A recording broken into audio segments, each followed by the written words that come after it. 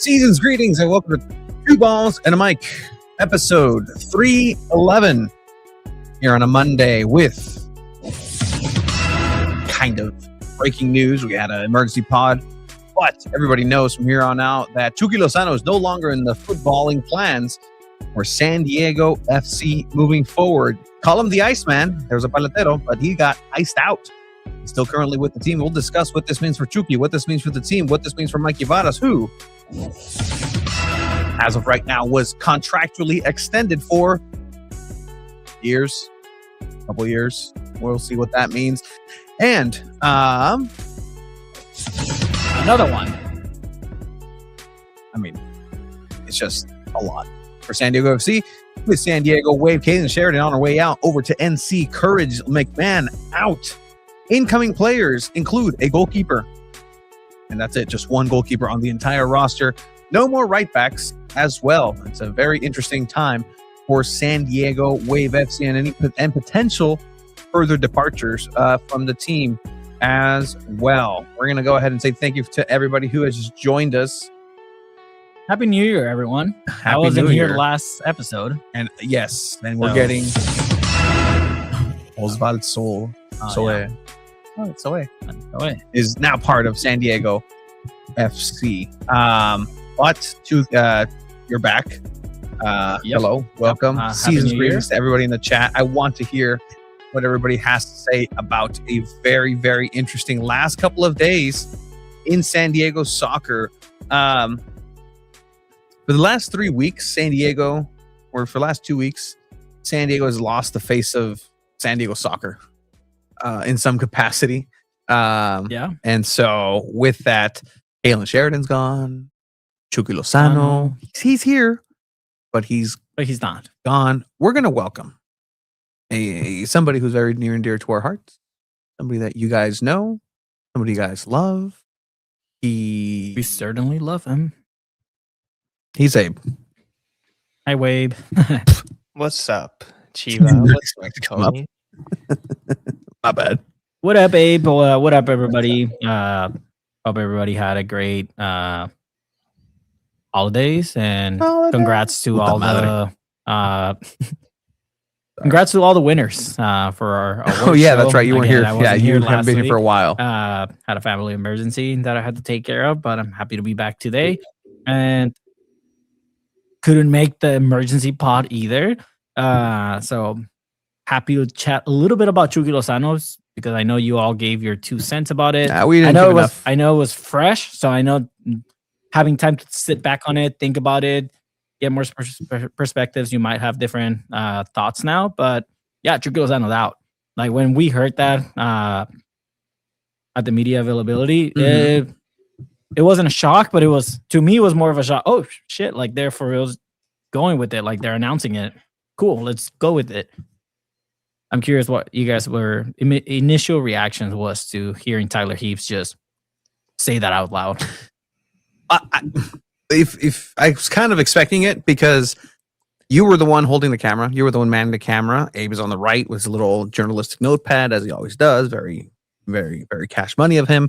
And then I was waiting for it because I was actually setting you up for the question.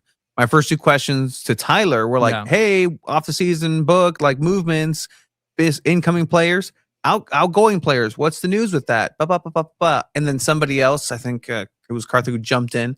And I thought you were going to jump in with the Chucky question or have a chance. But they beat me to it. Which is fine. It's fine. But I think it was Ziggles our boy.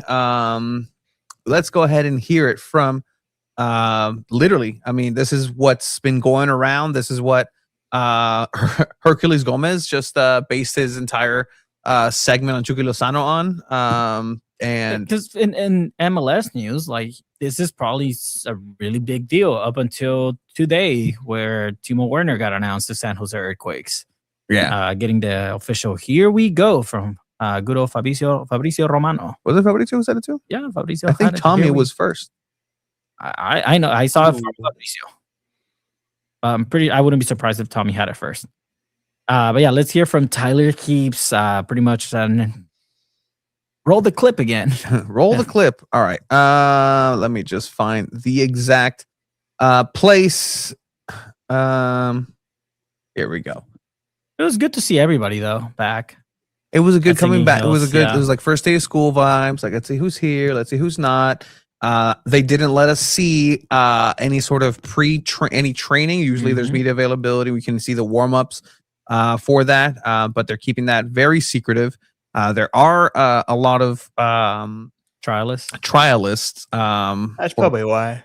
Yeah, That's for probably sure, why. 100%. I'm sorry, trialists bore you so much, Abe. But No, here, go for it. I'm not bored by trialists, just so we know. He's bored by you talking. I'll just break the ice. What's the situation with Chucky? Yeah, Hirving is, look, we've had a lot of conversations with him, with his representatives leading into the break, as well as all of last season. We have communicated with Hirving and his representatives that he will not be part of the sporting plans moving forward.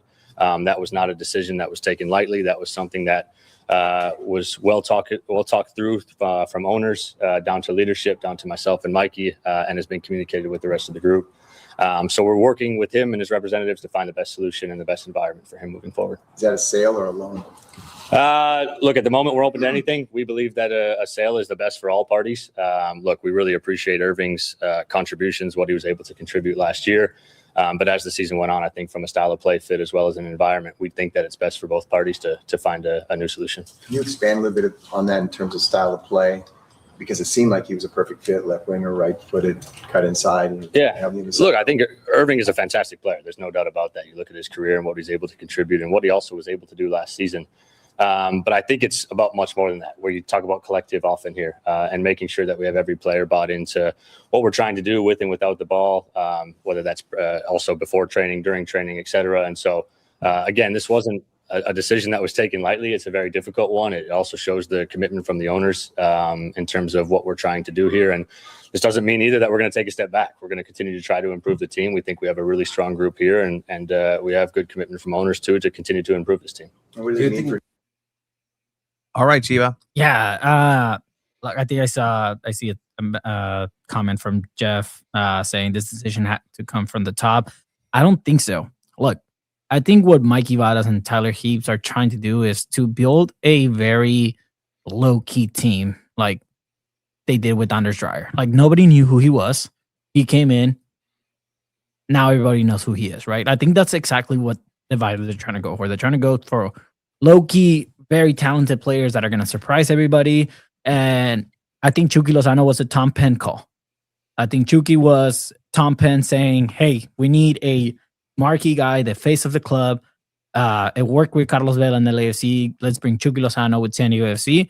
And that's exactly what they do. I don't think Tyler Heaps and Mikey Varas wanted Chucky from the start. Let's hear it from Tyler himself. Actually, a little bit of a blast from the past.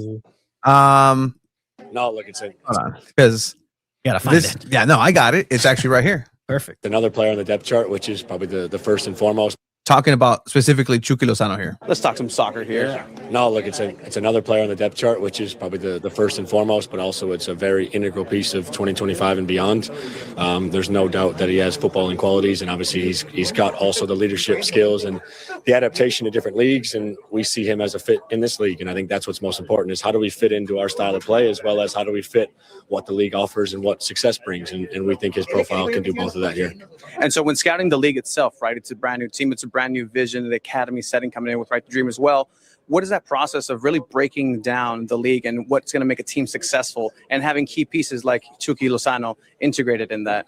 Yeah, it's about finding the balance. I think the glory about this group is that we're not a brand new organization, right? We have a style of play and we have a way and a vision that we want to play.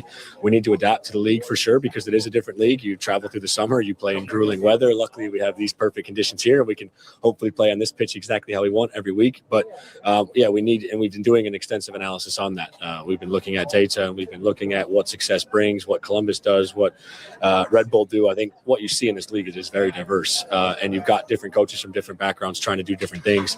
I think from us, it's about sticking to what we believe in and then making that work in that sense. And again, it's about trying to find, okay, Chucky is now a piece of that. How do we surround him to make him the most successful player here in San Diego? Thoughts, Abe? Thoughts? I This think is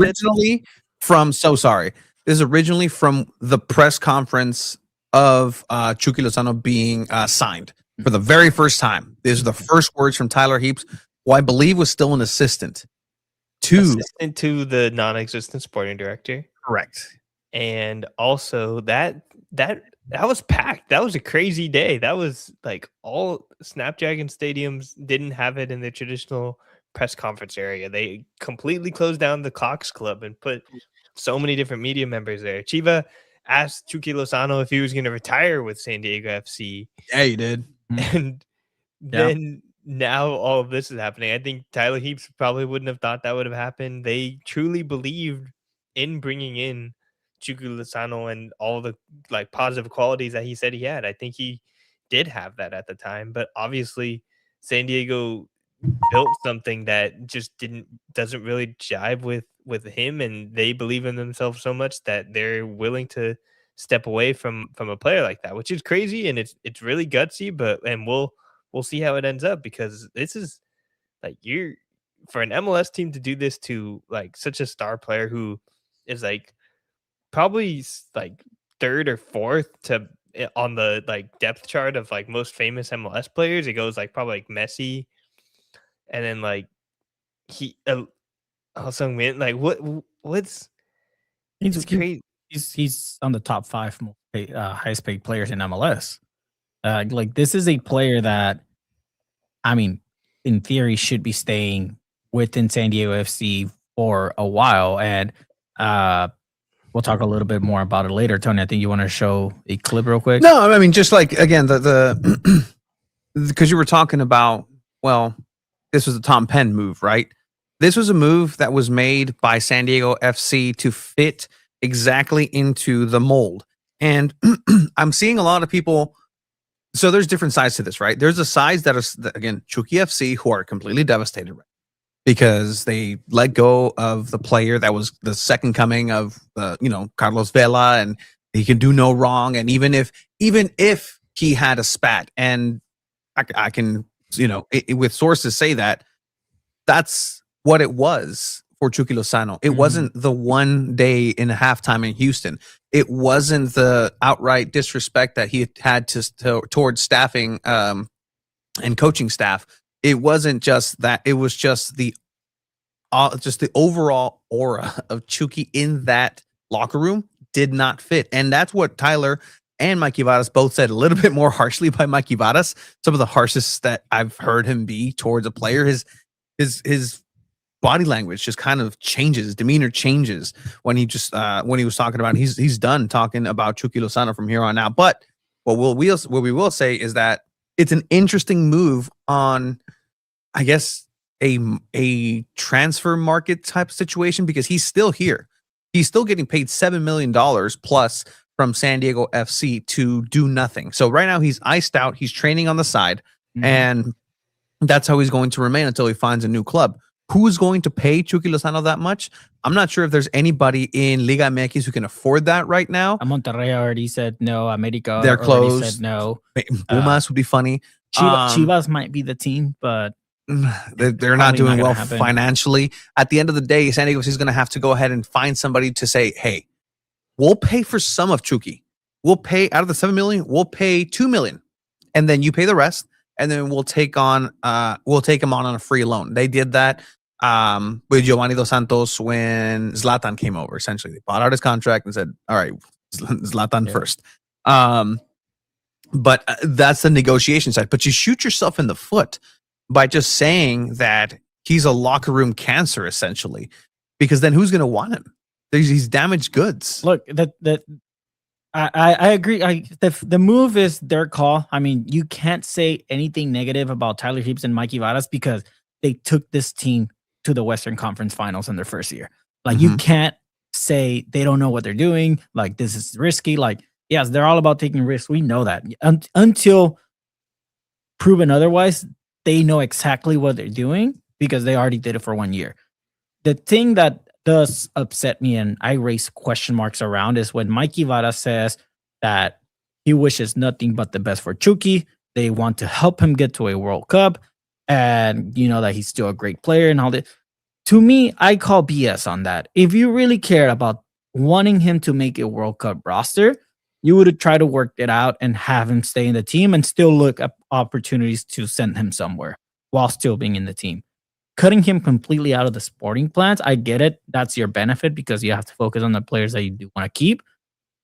But don't come out and say, I care about him wanting to make the World Cup, this, and that, because you really don't. This was a business transaction deal. They don't want him in the team. Just don't come out and try to look like the good guy saying, I care about him. I want him to get to the World Cup, like yada, yada, yada. No, you don't. You don't give a shit about it because you're focused on your team. He's not in your team anymore. Abe, I completely agree with you, Chiba. I think sometimes we do often give a lot of like leeway, especially when clubs and organizations are the first ones to talk about it and be honest and open about this. But like, yeah, you're right. It's a business. They think their business is better off without Hirving Lozano. And it's a big step forward for the MLS. It's a big step forward for SanDiego FC to say you're bigger than the star player. They really believe in the right to dream system. And it does shoot themselves in the foot, but maybe they had to do this to fully tell the agents of Chucky Lozano maybe to be like, hey, you're gone, man. But it's crazy. You're, no matter what, you're selling them at a loss. You're losing money on this deal, and you made a mistake in making this deal at a certain level. well, and this is my public service announcement to anybody who's following SanDiego FC, and it's something that I've been very clear since they began. Don't get attached to these players. People were saying, "Oh, don't get attached to lone players. Don't get attached to Iloski. Don't get attached to anyone. Don't get attached to anybody because unless they're here for a while and unless they're here as club legends. I mean, I'm not telling you how to be a fan or how to have a fandom, but don't be surprised when things like this happen, where the negotiation aspect of it just kind of changes because, first of all, you realize you don't need a Chucky Lozano you don't need to be paying somebody $7 million for the production that Chucky Lozano had. I keep seeing the stats of, well, he was on there on the top of the scoring and contributing side when he was playing, and he was important, and he did great. But you can't get another player that has a similar output in MLS for less than $7 million, significantly less? I think you can, for sure. and I think Tyler Heaps knows that. And for somebody who wasn't necessarily meshing well in the locker room, and this is again corroborated now for a couple of sources, is that locker room, there was a specific, and I think you guys can go back and check on social media, a post. It was inside a locker room, and it had a jersey, a custom jersey, and it said something like everybody is one team. It had something on the back of the jersey, official SanDiego FC jersey, next to Eidevall Godoy. I don't remember when it was. I'll try to find it, but it was almost like a message, not only just directed for him. It's kind of when you speak to the group and not to the individual, but that's kind of where it's been stemming from. And SanDiego FC said, you know what, this is not for us. Tyler Heaps was like, I don't even want this. I don't even ask for Chucky Lozano. Yeah. He didn't go out and specifically scout for him because he was already here. It's part of the bigger marketing machine. And again, people are now complaining, and rightly so, who think that they've been handed a bill of goods that wasn't what they thought it was. Chucky Lozano comes in, Chuckymania, year one, right? We saw so many people crowd the show that were not there for Lunay. They were there for Chucky Lozano. Some were there for Lunay and the free concert. But that's sort of the movement, right? Let's sell this merch. They put him on the Top Gun merchandise. They put him on, they had his own jersey with a sign. That was the first piece of first player specific piece of merchandise, was that Chucky Lozano hand signature jersey shirt that they had. And give him the number. It had they number had 11 on the back. Yeah. Oh, which, by the way, number 11, don't worry, guys, that's been taken care of. Number 11 is touted to be a academy player from Right to Dream. And what a message to say, all right, here's that number, and we're going to give it to That's somebody. a huge message right there, dude. Yeah, talk about Not even one. Don't waste any time at all. He's still over there on the side of train. Does he even have a number anymore? I Man, He might. And here's the thing too: like training numbers are very sporadic. So, is you Lewis know, Morgan taking 9 from No, Los Angeles? he's not. But yeah, no, these things are happening. Go for Chivo. Yeah, no, it's just tricky because at the end of the day, like we all know this, and Chucky was hired as a marketing person. Now SanDiego.FC knows where they stand, and you know they're essentially kissing that world stage on the Mexican news outlets goodbye. Like there's no reason why ESPN, Deportes, or Univision or anything like that is going to even mention SanDiego.FC anymore, unless they're talking about Chucky, su ex equipo, his ex team. Which I think that was part of the plan. Like they wanted to kind of put their name out there as much as they could their first season. Making Western Conference finals definitely helped Saudi a lot more. And now Tyler and Mikey can tell front office, tell leadership, tell the higher ups, look, we did all this without Chucky Lozano in playoffs. Question here is: would players have any input about Chucky, Yepe, and Anders? It seemed like it was this decision that was taken throughout, and I don't think they would say anything negative about him. They wouldn't say anything negative specific about him, but they would go ahead and go with that same message of the club is bigger than anybody individually. And that, again, kind of says those things without saying them. Last year, Yepes Verskov, when speaking about the suspension, pretty much agreed with the suspension. Like, yeah, no, like that's what happens. So when you do things like that. Should people feel like they were slighted or just kind of, sold something where, hey, here's your Mexican player, come on down? I've seen a lot of, well, I'm canceling my season ticket now. I'm canceling. And again, there's the other side that's like, well, you're here for the team, not for an individual. But there's a lot of people that did go out specifically for SanDiego.FC's Chucky Lozano.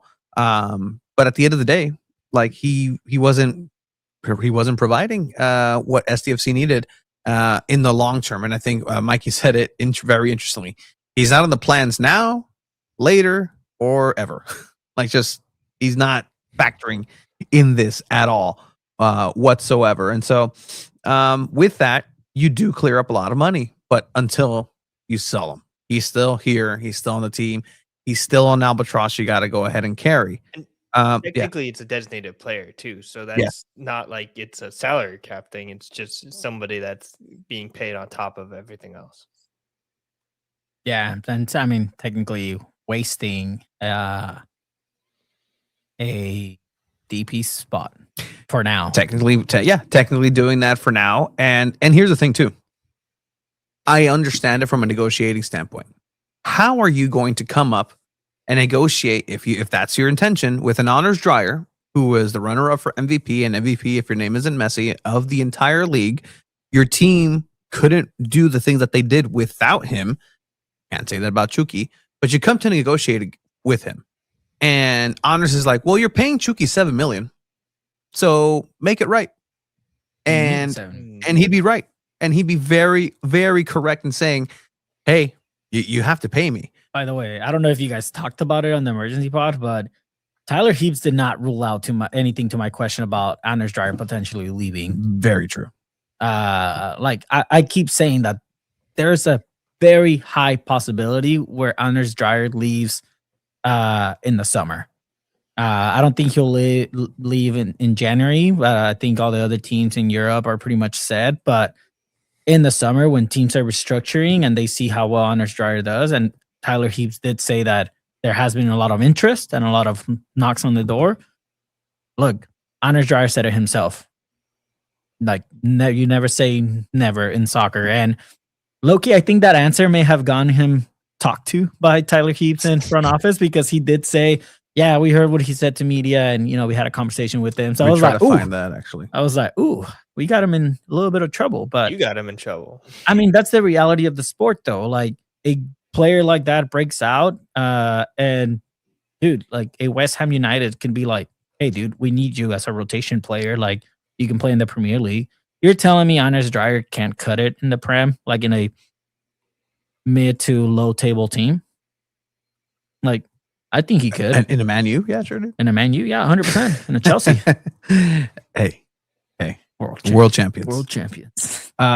Here's a question that you had for about that, specifically about Anders Dreyer. We'll get back to Chucky Lozano, because again, that is the biggest news of the week. Chucky Lozano iced out from San Diego FC at this moment. So we'll see what that means. I saved your questions for the episode because you had some really good questions towards the end for Tyler Heaps and Mikey Varas as well. Chance to win, not only next year, but also in years to come. Tyler, when we spoke with Honors at the end of the last season, he said in soccer you can never say no to anything. Is there a possibility where a European team knocks on the door and says either in this window, next window, and wants to sign Dreyer? Is there a possibility, or is he off the table?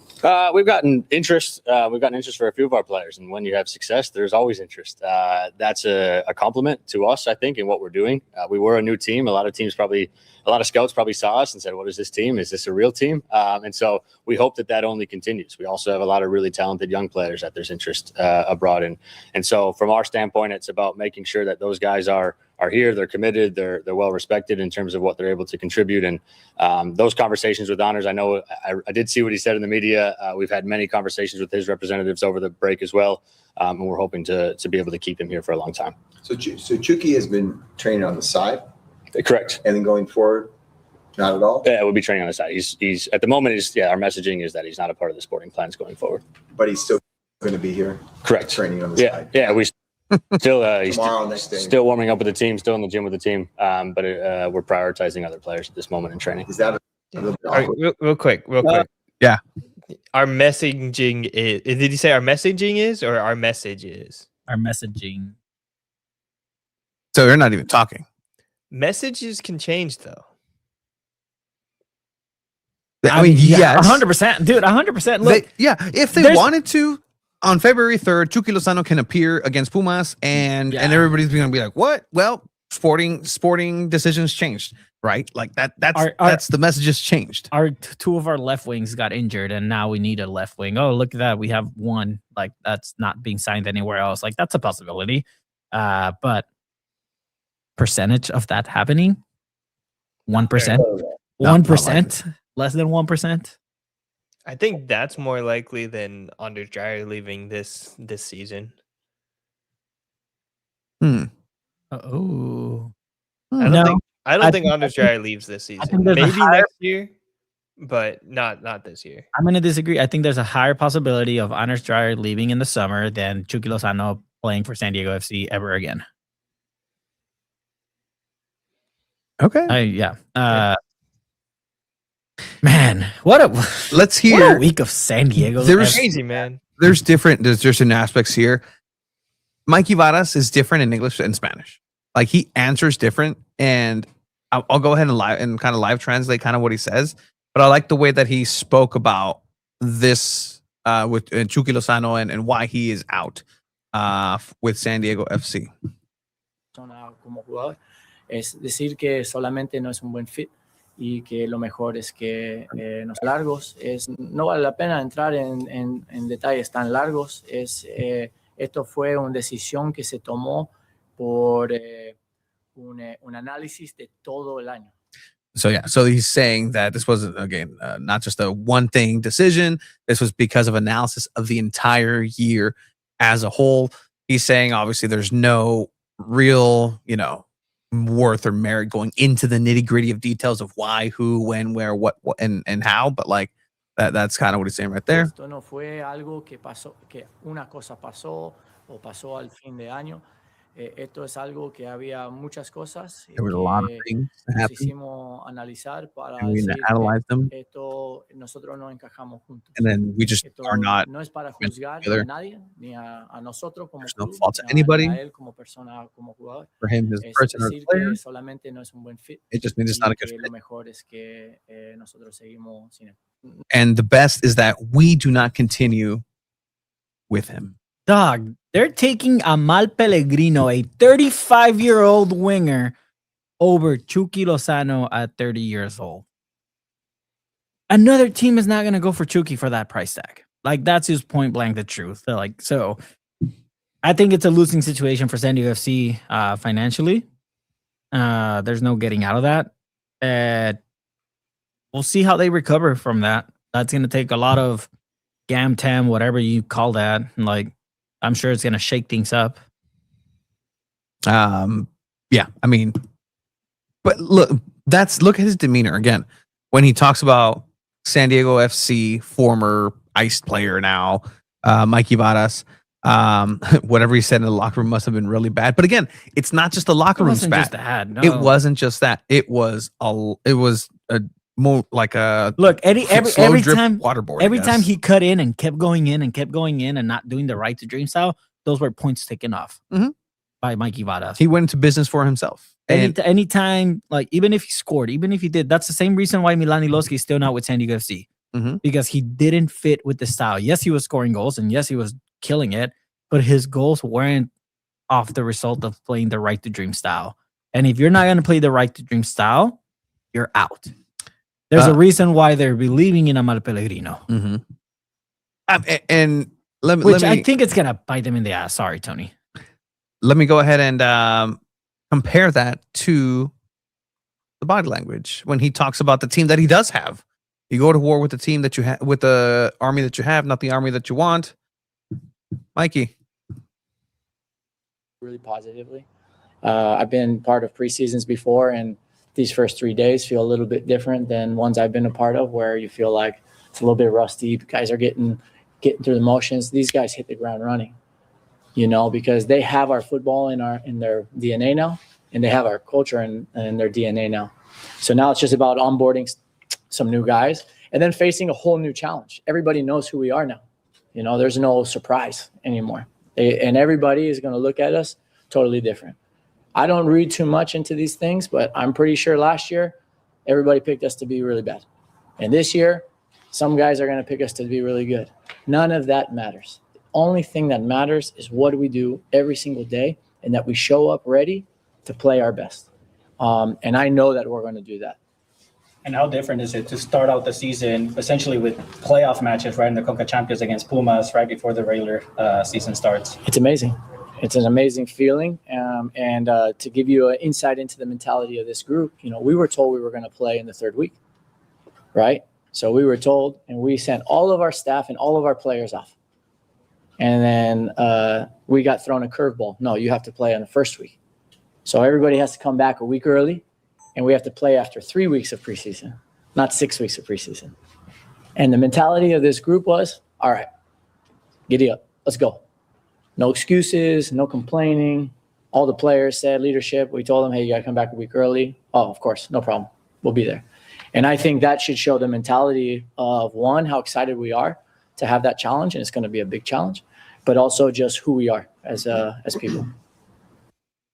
And Chucky doesn't fit in with these people. Yeah, with our people. I didn't like part of the first answer he gave me. I don't think it showed in the video, but the question was more about what are the club's like expectations now, and he kind of just he intentionally said that's not the question you should be asking, because he said expectations are just kind of like roadblocks that you can put on yourself, and I'm like, well, I mean, I get that, but at the same time, the club has expectations of you for your job. You have expectations of your players to perform every game. You can't just dismiss that expectations are not a real thing. And to avoiding the question saying, well, no, it's championship or bust. We reached the Western Conference Finals. Like, we need to win a championship. Like, why is that not the message? Like, we need to fucking win a championship because we were so close last season. Because the results are never the thing. They don't even want to talk about any sort of results at any point in the year. I think a lot of teams and soccer teams are like that. That is the new age thing, and just only worry about performance at all times. And if the performances are working out, then they expect the championships to come with that. Yeah, but that never happens. We heard it with Landon Donovan all the time. Never a championship. We're hearing it with Mikey Varas. No championship, no supporter shield. It's 1 year, first of all, but yeah, I do agree with you though. Teams do kind of fall into this like belief where it's like, oh, let's just focus on day at a time, and then you forget about the bigger picture things that are still important to teams. Yeah, like at the end of the day, like you can't just tell me expectations are not a real thing. Like, imagine you go to your job and they're like, hey, you're not meeting the expectations are just roadblocks that you're putting in my way. Like, what? You're going to get fired, dog. But this guy's saying, no, expectations don't exist, and he gets a multi-year deal, which, by the way, I'm going to just throw out there that, and I've said it before, Mikey Varas is going to stay until the 2030 World Cup where all his 18, 19, 20-year-olds are 22, 23, 24, or even the 2034 World Cup, where he's going to manage the U.S. men's national teams, to have those kids under his belt. Talk about a message. Another message. Yeah. Right? Like, not only are we backing the decision, because yes, there is truth, actually, the fact that this was a move that was agreed upon and came from the top, not just Mikey Varas and or Tyler Heaps.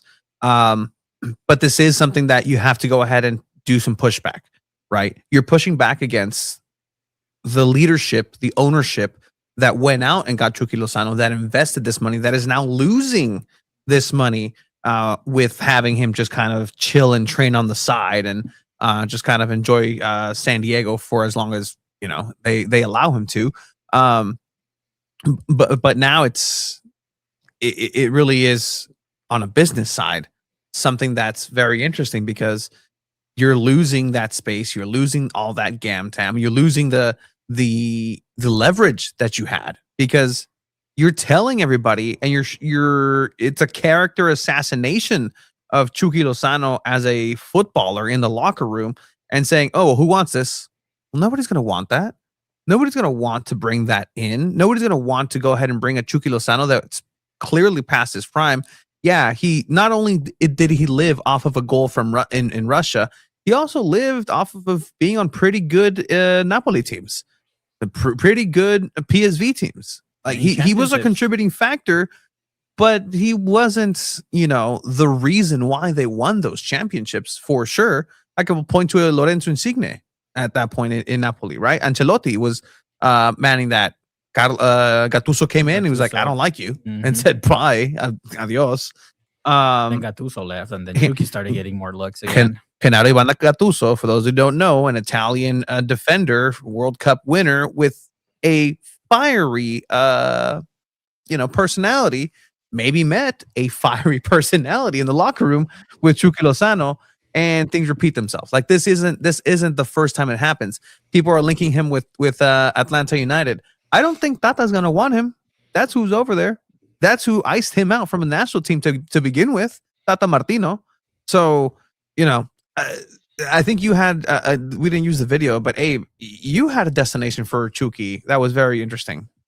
Yeah, I thought Saudi Arabia might be an option that makes sense for him. He was in Dubai in the off season for a random reason, posting one of those kind of awkward Instagram stories that he has been posting a lot more of recently. And it seems a little weird. And there's a couple Mexicans in Saudi Arabia that, like, so I think it is an option. And with how much they're getting paid, and if you think about a team that's willing to take on a salary like that, I think that's probably a place in the world where money doesn't really matter over there, and bringing in a Mexican star like Chucky Lozano would bring a lot of attention that way. So I wouldn't be surprised if he ends up with the team in Saudi Arabia, or like it makes sense.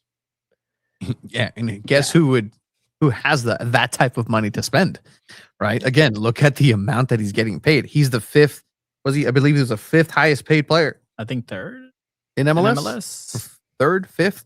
But I mean, he's up there, right? Like, this is somebody who the league was marketing. This is somebody who was a champion for the Mexican community. He'd go over to these away side games, and there'd be people waiting for him. There'd be people wanting to see him, and he'd draw a lot of people.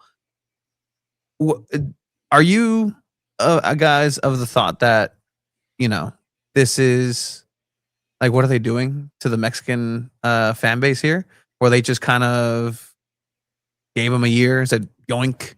Now everybody's complaining, like, wow, how dare you use him as a marketing tool and trick us into going into Snapdragon Stadium for this, and this. No, because at the end of the day, if you really like the soccer, if you really like the environment that they've built, it's not just off Chucky, it's off the team that has been playing that. It's really, if anything, you're not giving any new nicknames to Chucky or like praising him. You're giving new nicknames to your new legends, and that's Anders Dreyer.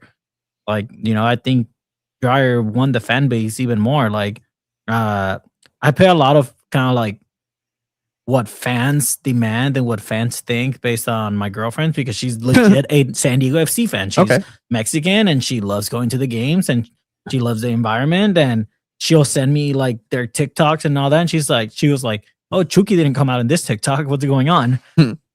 So for her, when she found out, she was like, what? No way. Well, Anders Dreyer's still here. That's the reaction. She's like, who? So at the end of the day, like, is it going to impact the play style of San Diego FC? Not really. I think, and I told Abe so many times, like, you mean to tell me Tyler Heaps and the scouting network that they have, they can't find some other Anders Dreyer type of player that's in the middle of nowhere in Europe that's just as good, that can come to MLS and tear the MLS up because of how like the European level is so much higher than MLS? Of course they can. They don't even have to look that far. They can look FC Northland. I'm sure there's a handful of players that would come to MLS and tear that shit up. Dimitri here from SDFC Nation. Bottom line is that Chucky needs to play because of World Cup. He and his camp are going to be eager to leave somewhere where he can play. SDFC is still going to do a lot, is going to eat a lot of his contract. Yes, but also keep in mind, this decision was made at the exit interviews. We've had, how long was that ago? A month? Month and a half? A month and a half for something to happen, to materialize. Yeah. And there's just nothing there. And, you know, again, like, are you really seeing the best that you're going to go ahead and do? Why didn't you outright say, hey, Chucky's for sale? Chucky's for sale. And again, kind of like this back of like marketing fan base thing. Like, yeah, then you say, hey guys, Chucky's for sale. You sell a bag of goods to the fans thinking that Chucky's going to be there for a year or two. Mm-hmm. You get all those season ticket memberships. Nom, nom, nom, nom, nom, nom, nom. And now it's like, oh, well, he's not here. You're going to go ahead and watch academy players who, again, could put on a very competitive side here in MLS. Very fun, right to dream style. It's not perfect. It is a system, and that is the system that Mikey Varas has been able to execute and to the liking of leadership. Enough so that he said, you know what? We don't need this extra Chucky Lozano. We don't need this extra drama here. We have Pellegrino because Pellegrino's just happy to be here.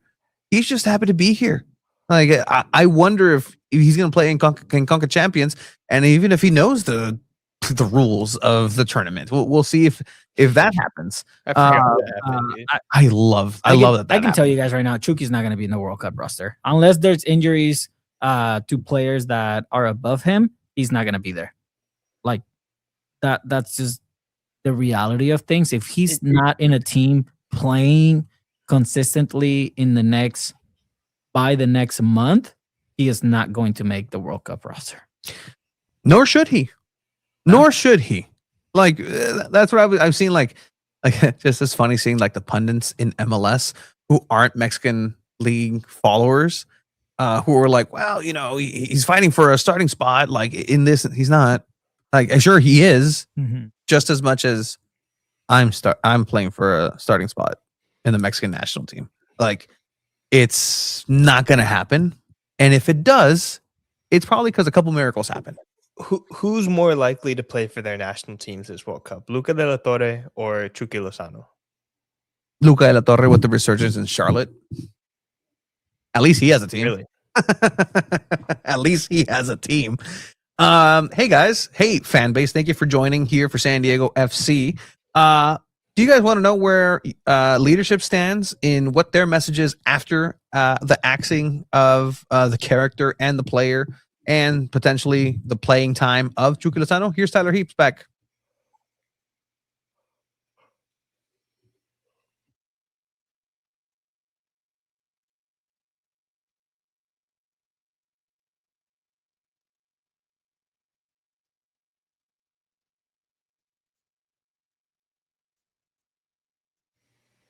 I believe we cannot hear the audio, Mr. Tony. No audio. Is there no audio there? No audio there. No, Unfortunately, it's muted on here on the abajito. It's muted on the screen. It says it's muted on the little screen. Where is it? Oh, I see. We fix this. We fix it. Thank you. In the meantime, while we're talking about Tyler Heaps, did you guys see the news about Lindsay Heaps this week? Yeah, coming closer to him, Colorado. To Denver. It's like she's joining. So I think your sources might have been pretty accurate in terms of Lindsay Heaps wanted to make a move maybe last summer. Because you said she wanted to make a move last summer to waive, right? Correct. Yes, she So- wanted. And I don't think she would want to anymore.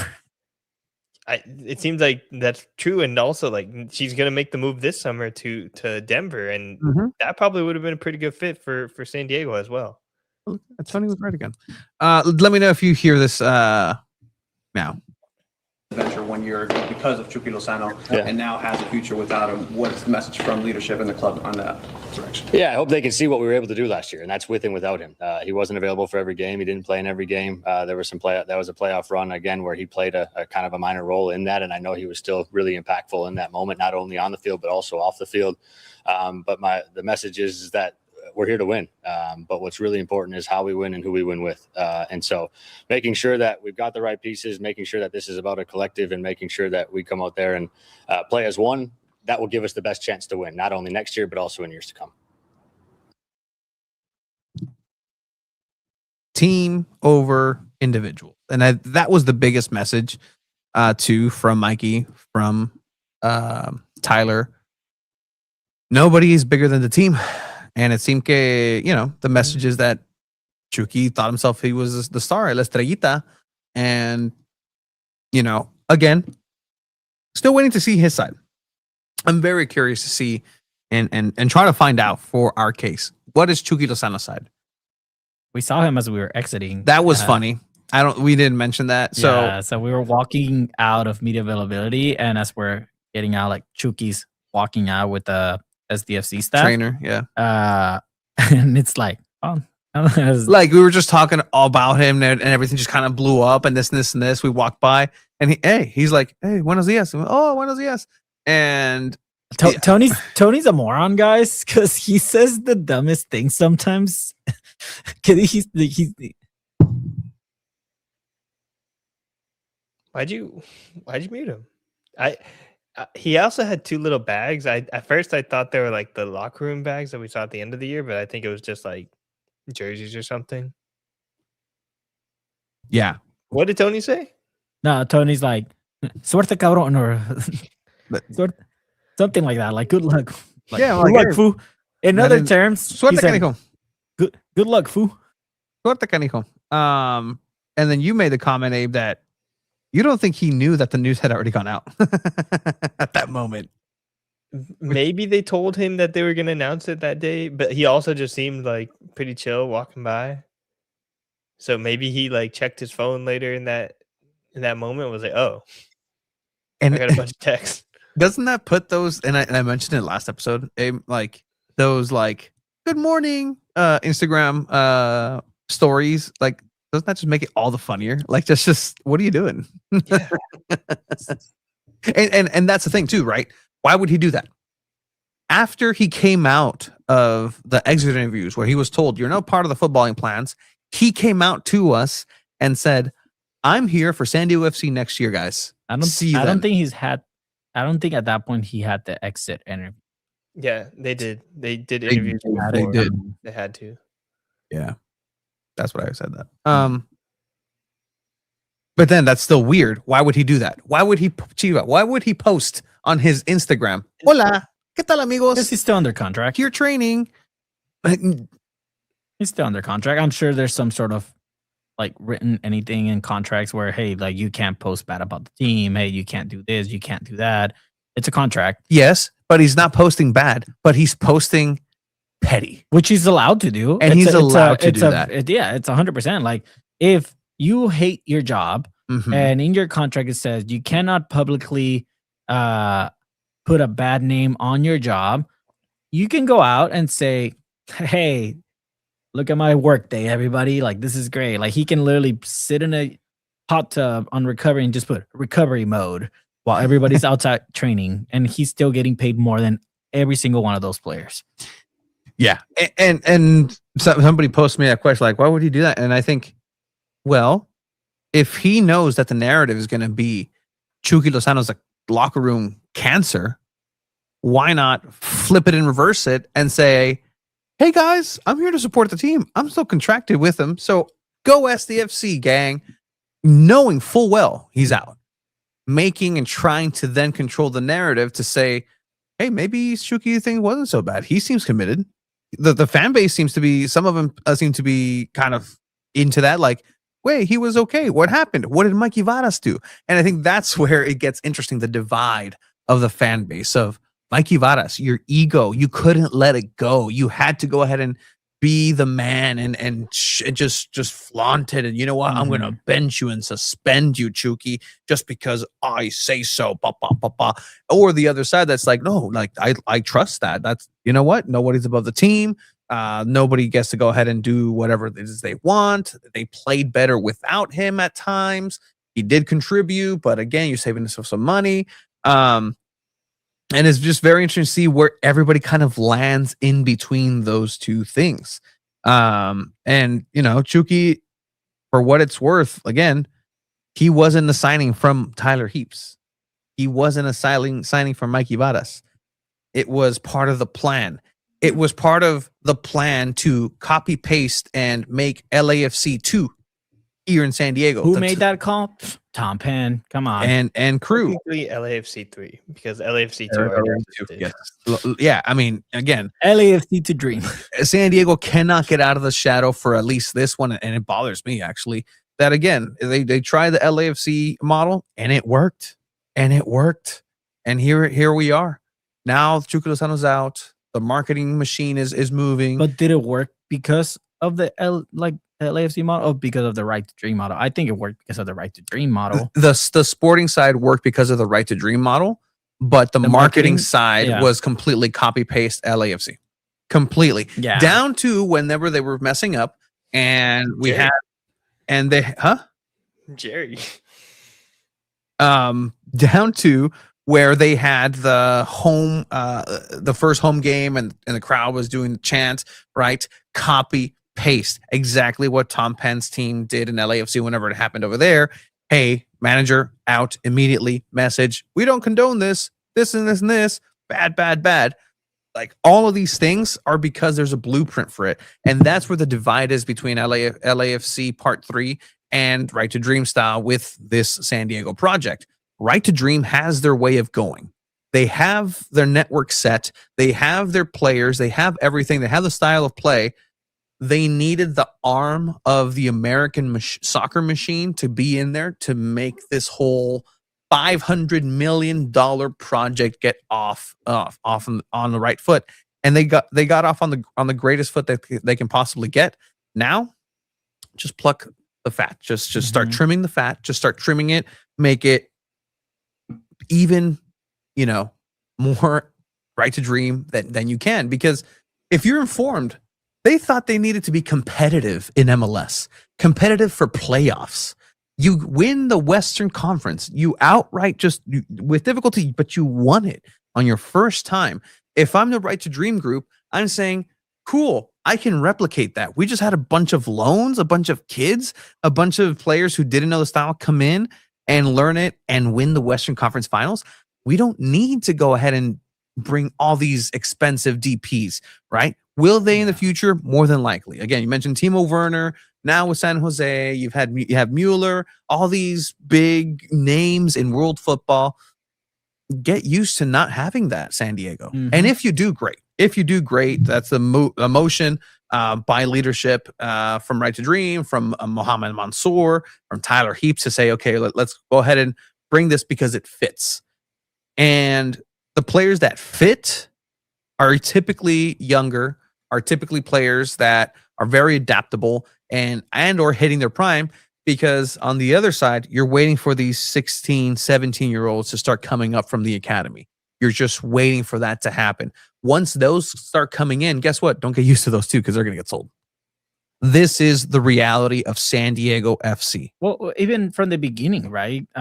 They reference themselves a lot like, oh, we want to be like the Ajax of MLS. Yeah. Like, what is Ajax known for? Ajax is known for being stepping stones for players' career, for young players' careers. Like, you had like players like Zlatan in Ajax. You had like Delete in Ajax. You have so many great players that started their careers at Ajax. that eventually become to be this world-class talents and the big market teams.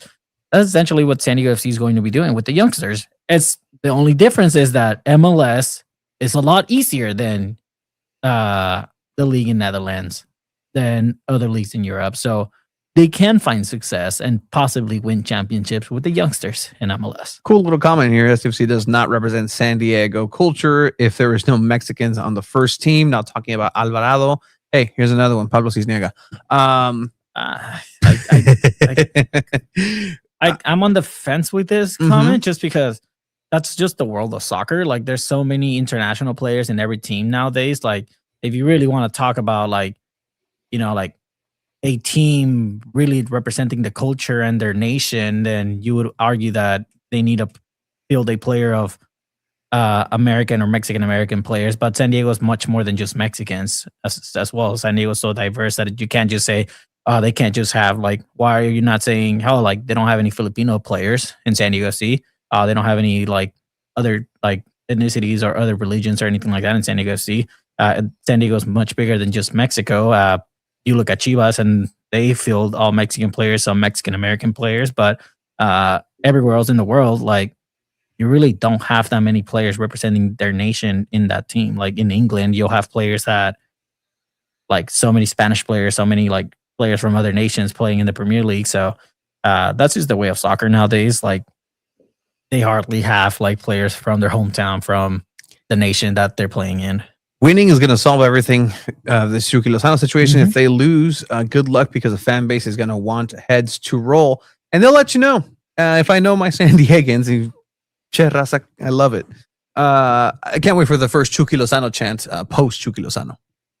You know, their struggles at home offensively.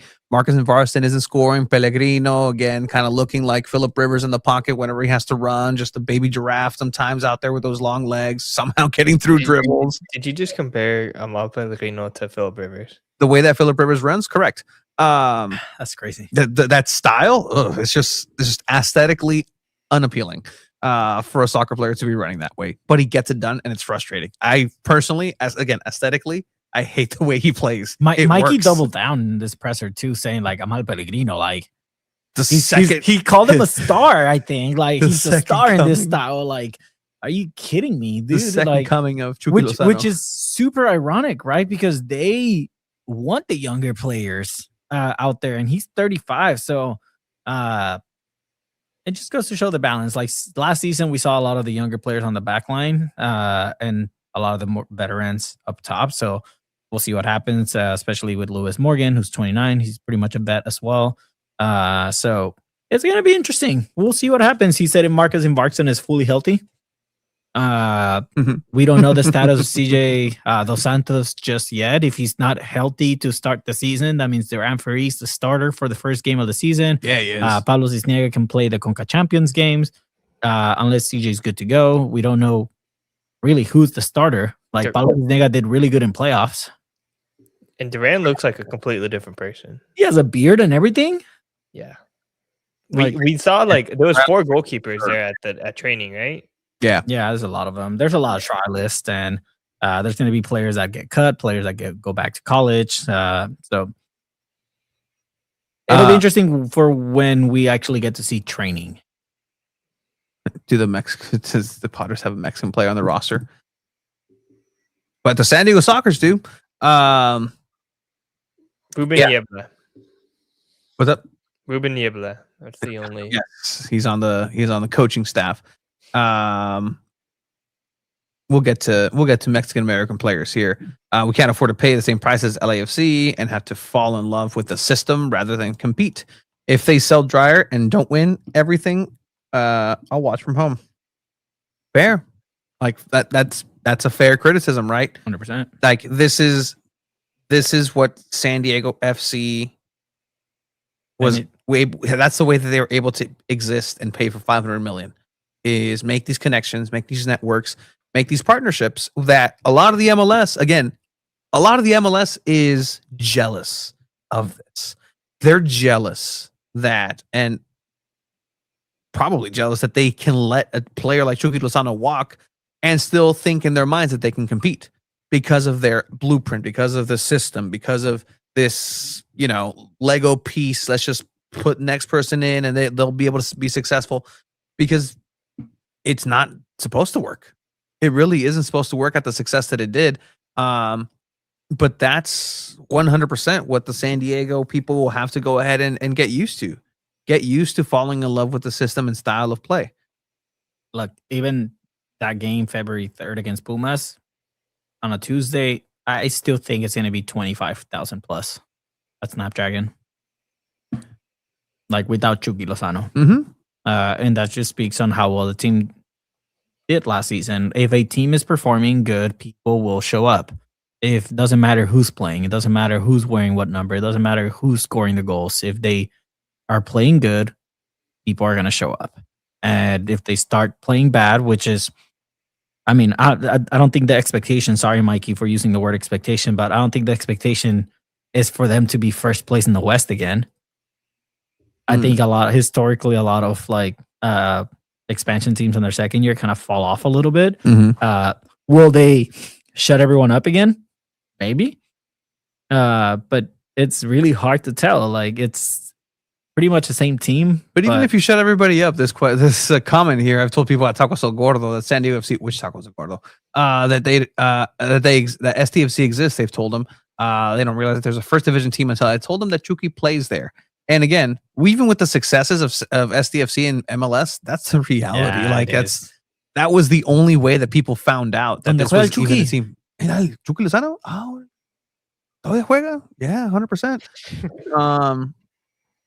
He's coming up to 30 too. Like, he's not like 30 is that tipping point for non-goalkeepers of kind of starting to decline from their prime. I think his prime was like 25. Yeah. But yeah, again, when he was willing to take a financial loss with a player whose production wasn't horrible, it spells one thing: Chucky must have been a toxic player in the locker room.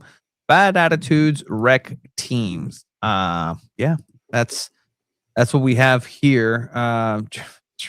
There you go. Had to go digging for that one. It's just a Mexican player. Let's see. Keep going on to this little bag here. Right to Dream has never won a championship with their team in Denmark since they took over. Fair point. Very fair point here. They currently sit in 8th place. While I like the Ajax aspirations, Ajax has 1 championships. True.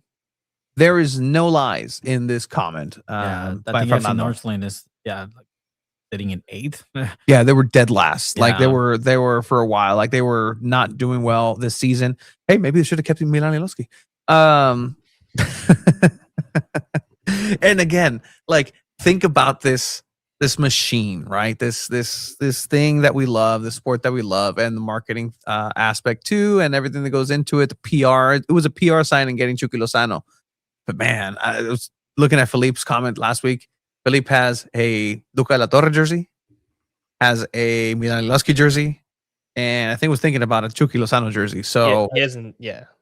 So think about getting a Tomas Angel jersey He has McCaskill jersey. That's what it was. and a Savannah McCaskill. Jesus, Dog. or dog. Whoa.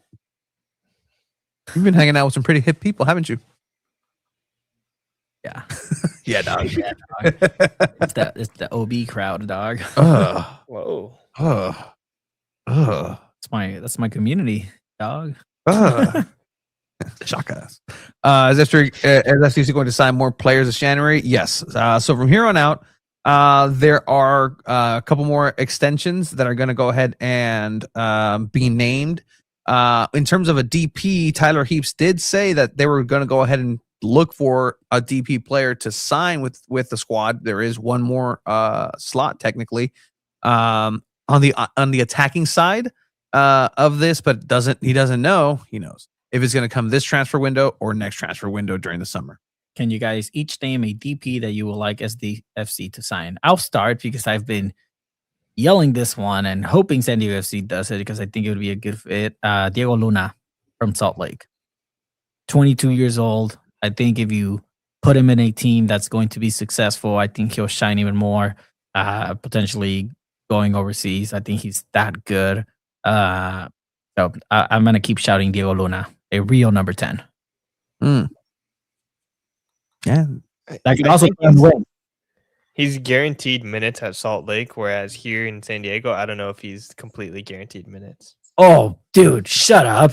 Diego Luna would be a starter.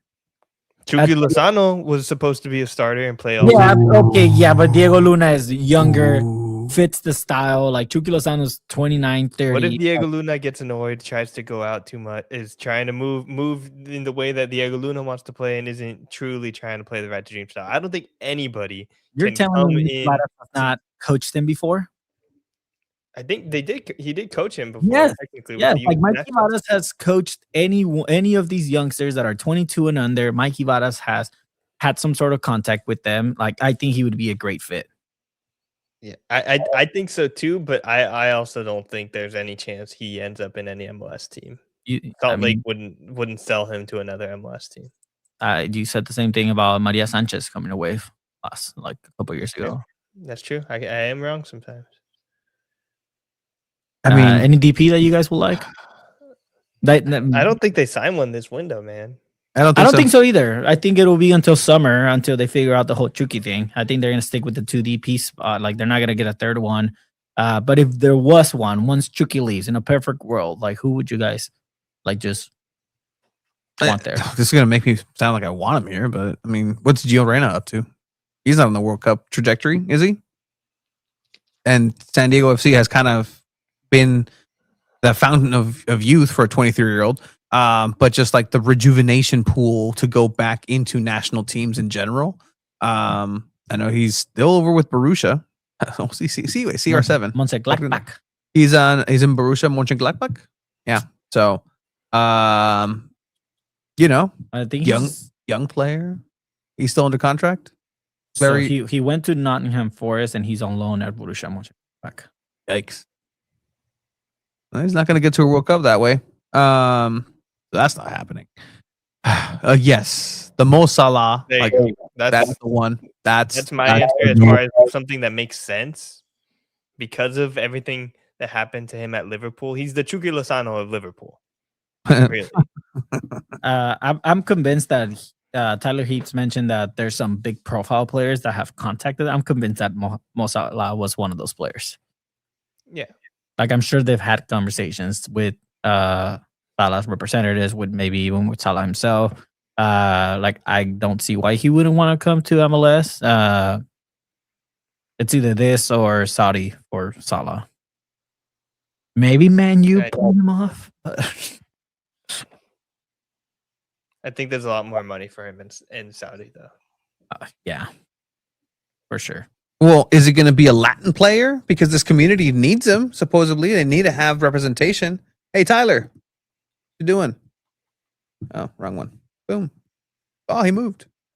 Yeah, Latin player or an European player? What's on your mind? Yeah, I think I hope you guys have seen our markets are pretty clear. Like we like to stick to our markets, with North America being a core one of those. And so we are for sure looking in Mexico at the moment. The problem sometimes is those players become very expensive very quickly. You see what Gilmora has been able to do, and his price tag is very quickly risen. So we're looking at every market that is kind of in our core, and we'll continue to do that to see what player fits best.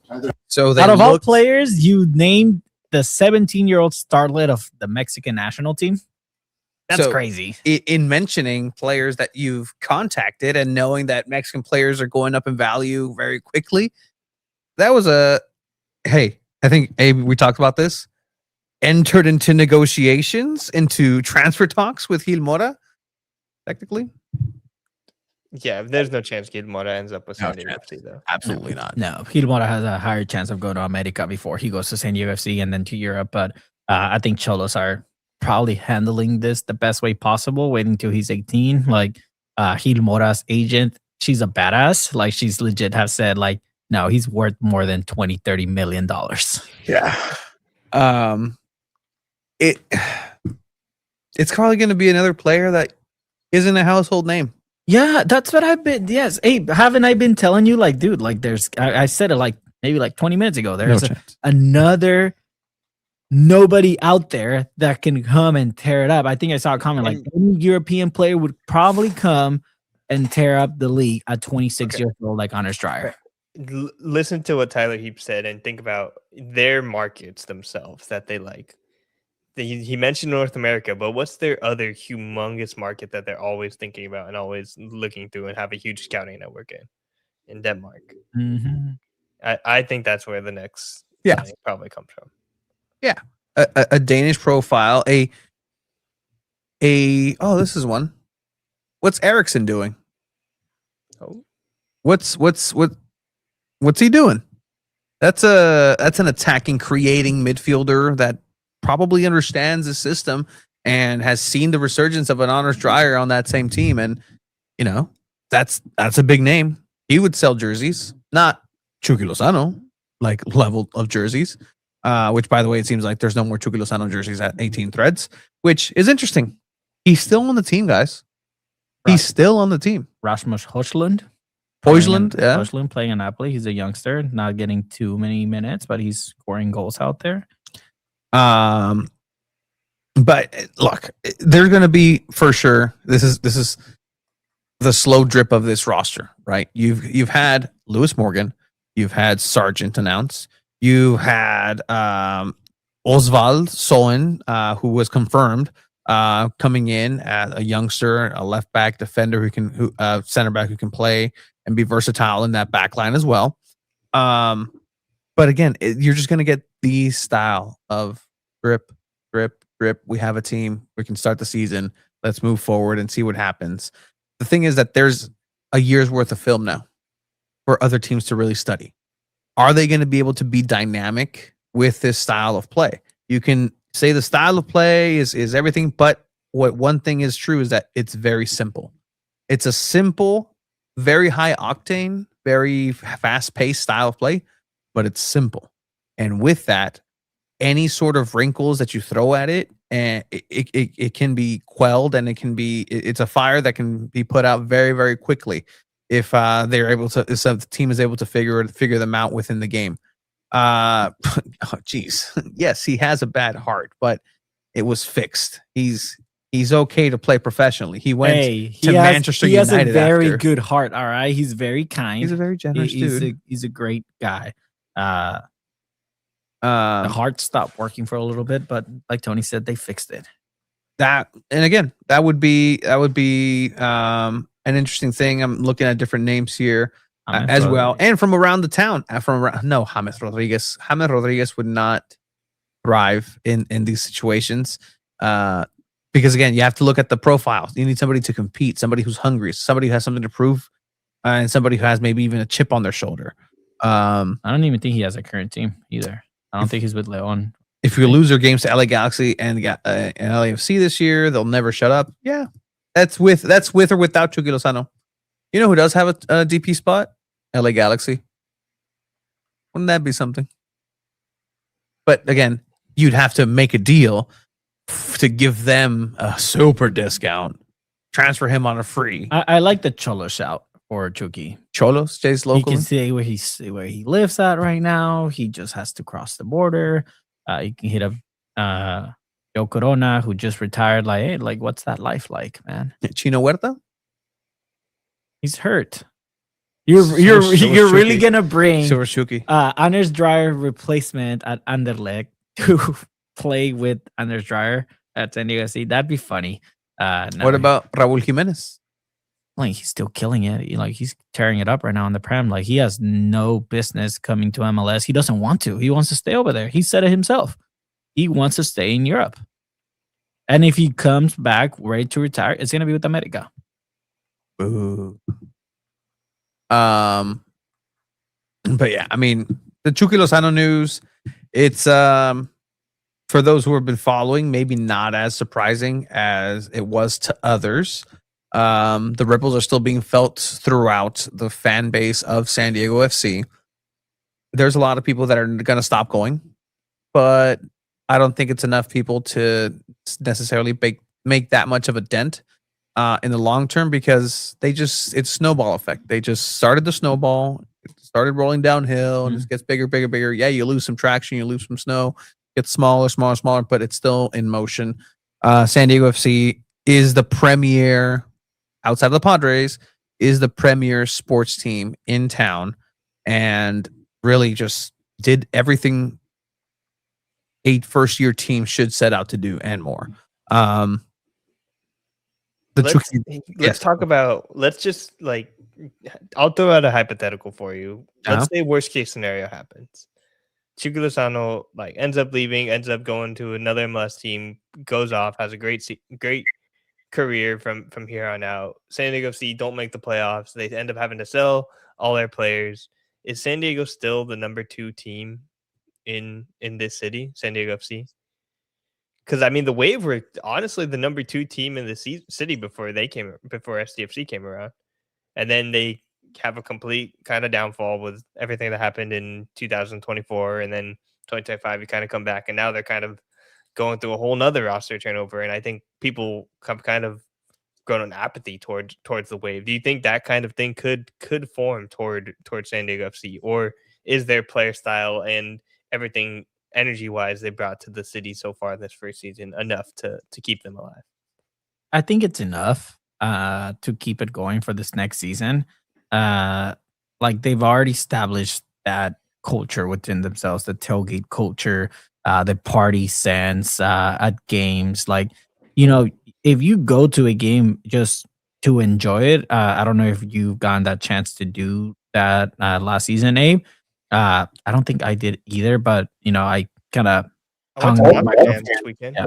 Oh, we'll hear about that right now. But I hung out with my girlfriend at the fan fest before working, as for media and all that. But it is fun. It is cool. It's a good time for people, and all that stuff happens even before the game starts, and people like it, and people are going and showing up.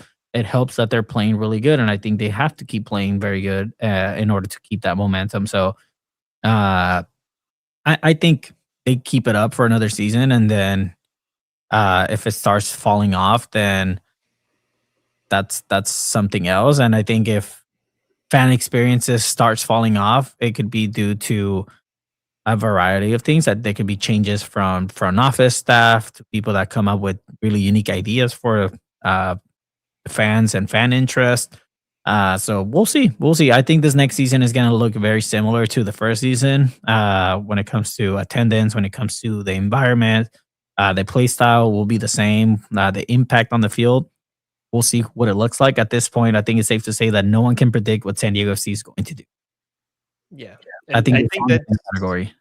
That could work in their favor. It could work against them. I also agree that they're probably, no matter what, number 2 team in San Diego from here on out. But I do think San Diego sports fans generally, fair weather isn't the right word, but they expect things to be going well. When the Padres were playing poor, and even the Chargers were bad too, but the Padres weren't playing well at all. People were not going to that stadium at all. It was very low attendance, and people just kind of didn't really care. And then they got good again, and then people came back. And I think things like that can happen in cycles. And SanDiego FC is not immune to that. If they start playing poorly and things go super duper downhill, a lot of fans expect better, and we'll just stop going. Yeah, 100%. It really just depends on the results that they have. So we'll see if that's the case this next season. I think they'll have a pretty successful year. I'm not saying they're going to win the West again, but I think they'll stay competitive. What is success? What do you think success is for the team? What is it for the people in the chat? What is it for you guys for SanDiego FC? Perform well every single day, one training at a time. Getting better every day. No, I think success for this team is making playoffs again, and competing. And I mean, if they fall short from a Western Conference championship, then in theory, it's a worse season than last year. I think the expectations that I'm setting on this team are very high, where if they don't reach the MLS Cup, then it's technically a worse season than last year. Okay, but it's still a second-year team. Maybe you set the bar too high on your first year, buddy. Maybe the league had a down year. Maybe you see Houston starting to make very interesting moves. You see teams around town in the West start bolstering their side. It looks like LA Galaxy is going to have to figure something out because Ricky Puig is going to be out for the season again. But now they kind of had a run up of how to play without him. Is it going to be now? There's no expectations for them, right? Last year they had the expectations of you're the reigning defending champs. They can come back and make another impact. Heung-min Son is still with LAFC, right? Other teams are have a chance, and now SDFC has a target. So maybe it was a down year for the West. They just got lucky. Maybe Vancouver Whitecaps. Maybe San Diego FC's I that don't think it's good. going to be that good. Maybe they are that good. Like I'm gonna keep saying this. Like if they don't reach the MLS Cup, it's a worse season than last year, and that's a fact. Like they set the bar that high themselves, and every year you have to try to surpass that bar. If this season they fall out in the first round, okay, then the third season, that's the bar. You better pass the first round of playoffs. Do you guys think that the players who are slated to play in World Cup will play safer and try to save themselves from potential injury? Maybe the top players on teams won't play as hard as last year. No. I think the professionals, like those players, will always play their best. Yeah. I think that's why they're at that level, and that's why they're going to make a World Cup roster. At the end of the day, every player is not getting guaranteed a roster. Like they still have to show out. Like if Aníbal Godoy plays like dog shit this season and just does not perform well, and they're like, "Hey, dude, like you're just not looking good." Yeah, maybe they call him, but not to start or to wear the captain armband, or maybe they just don't call him up. It's Panama. They'll call him. Yes, I know, bad example, but you get what I mean. It's Panama. You get what I mean. Like, also, I think I saw in the comments saying like, "Oh, Anders Drive to the World Cup and this and that." Well, I mean, they still have to qualify. Yeah, so got to make it there. They still gotta make it. They gotta play North Macedonia, and I think then they have to face Italy. Oh, Yeah, it's a tough road. Although Italy's not the strongest team, but still, it's a tough road. it's so sad what happens with Italy, man. It's so sad. We only have one player. Academia. North Macedonia. Yeah, they had what was his name? They had a really good player that played in Italy. North.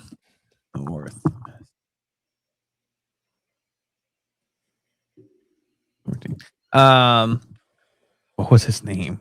Sorry, and now it's bothering me. It's okay. Pandev. He played at Napoli with Chucky, actually. What a name. All right. Anything else right now for San Diego FC, Chucky Lozano news moving forward? No, I think that's about it. Like, I'm actually excited to talk some wave because, well, man, it's rough. Do you guys think SDFC beats Pumas? I think so. Puma sucks, guys. Like they're making him to seem like this powerhouse. Puma sucks. Pumas is top en Morvilla. They're The one of journalist the- of the they're- year actually said uno de los cuatro grandes, the greats of Mexico. Fan base, like, yes. Like they still have a big fan base. Any details on new community kit coming out soon? I don't think San Diego FC will come up with new kits for this next season. Third kit. There's one third kit. Ah. Just honestly, guys, if I'm not an investing guru, but invest your money in training kits. Buy. Or don't training kits. put a player on the back of your shirt, or put like a nickname. Like I've seen people like edit like their own thing and they put like their own nickname or something like that on their jerseys. I think that's better. I always like seeing the failed transfers, like the Otani Padres jersey floating out there. Those Those are cursed. I hate those. Those are You're gonna balls. get a like SDFC jersey that says like Salah on it or something. Yeah, Hell I'm sure yeah. there's one out Hell there. yeah. I'm sure there's one out there. Or see, this is the measure of success on the community, and this is to take it marketing. If you guys are listening, there needs to be some representation for San Diego FC and San Diego Wave at the border. Like I crossed a couple times this last week. The Curioseros with the ponchos, not a single one. There was a LAFC one. There was a Galaxy one. There was some good anime ones. Some sick, all the baseball teams, all the NFL teams. Mm-hmm. Not a single SDFC there. Not a single one. And I'm very curious. And again, Chucky's not that guy, man. here's a marketing video for you guys. See if you guys are brave enough. Send somebody to the border, put them in a Curiosero outfit, or just Find one, one, pay or just one find one. instead of planting one. Just pay one. Find one, give them SDFC ponchos and sarapes, and just walk around and see how long it takes for somebody to buy it or even ask. And again, you got to haggle with them. Like, you got to be annoying like they are. Like, oh, no, that's $100. Oh, como que $100? No, $100. I can get that over here. No, I'll leave it for 80. 80 is the max I can do. And then you're still going on the border. They're chasing you. Now you have the kids hanging on who are juggling. Like, this incredible experience.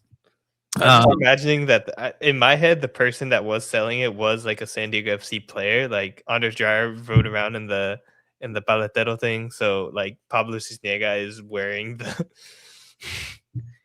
Oh, I mean, you gotta have to go incognito, right? Like Cisniega, I get it. Throw somebody who nobody knows. Andres Reyes, what's he doing? That'd be interesting out there. And yeah, and then what you do is that the person who asks for it, you give it to him for free. You underneath, you unveil the new kit and give them tickets to go to the first game. Whoa. Like, guys. The person you selected or gave the thing to lives in LA and is a big LAFC fan. Was asking for that jersey just to throw it away. See, that's the next part too. Half SDFC, half LAFC. Because there's those fans. There's some people fans out there. The curse. What sport curse? Half LAFC, half Galaxy SDFC jersey. LAFC. Okay.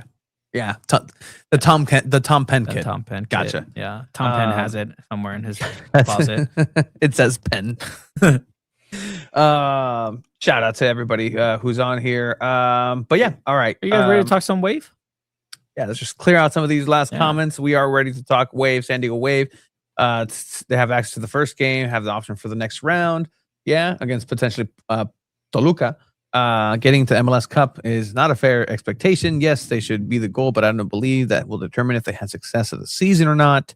I'm sorry, but I don't want to sound rude, but that's the mentality of San Diego fans not wanting a championship. Already confirmed 18 Threads website to have a new one. Don't get too excited. It's going to be just slightly different flair. If anything does change for this new year. A jersey with Right to Dream. Qualcomm, the Right to Dream one is pretty good. Se vende on the back of the jersey. I like that, actually. That's incredible. Please do that. What if we have Sarapes jerseys? Oh, just watch. The right back to position is cursed for SDFC. Maybe number 11 is cursed, and it's just like a turnstile number. Trade in the Cholo jersey, get an SDFC jersey. People were asking, like, I forget how it's his name, but he's on the social media, one of the social media talking heads. It was like, I deserve a refund from SDFC for my Chucky Lozano jersey. No, you don't. No, like, no, you don't. Tell that to the Milan people. Tell that to kidding me. The Luca La Torre people. Yeah, I think people deserve refunds if it's players that have truly done like bad things. Yeah.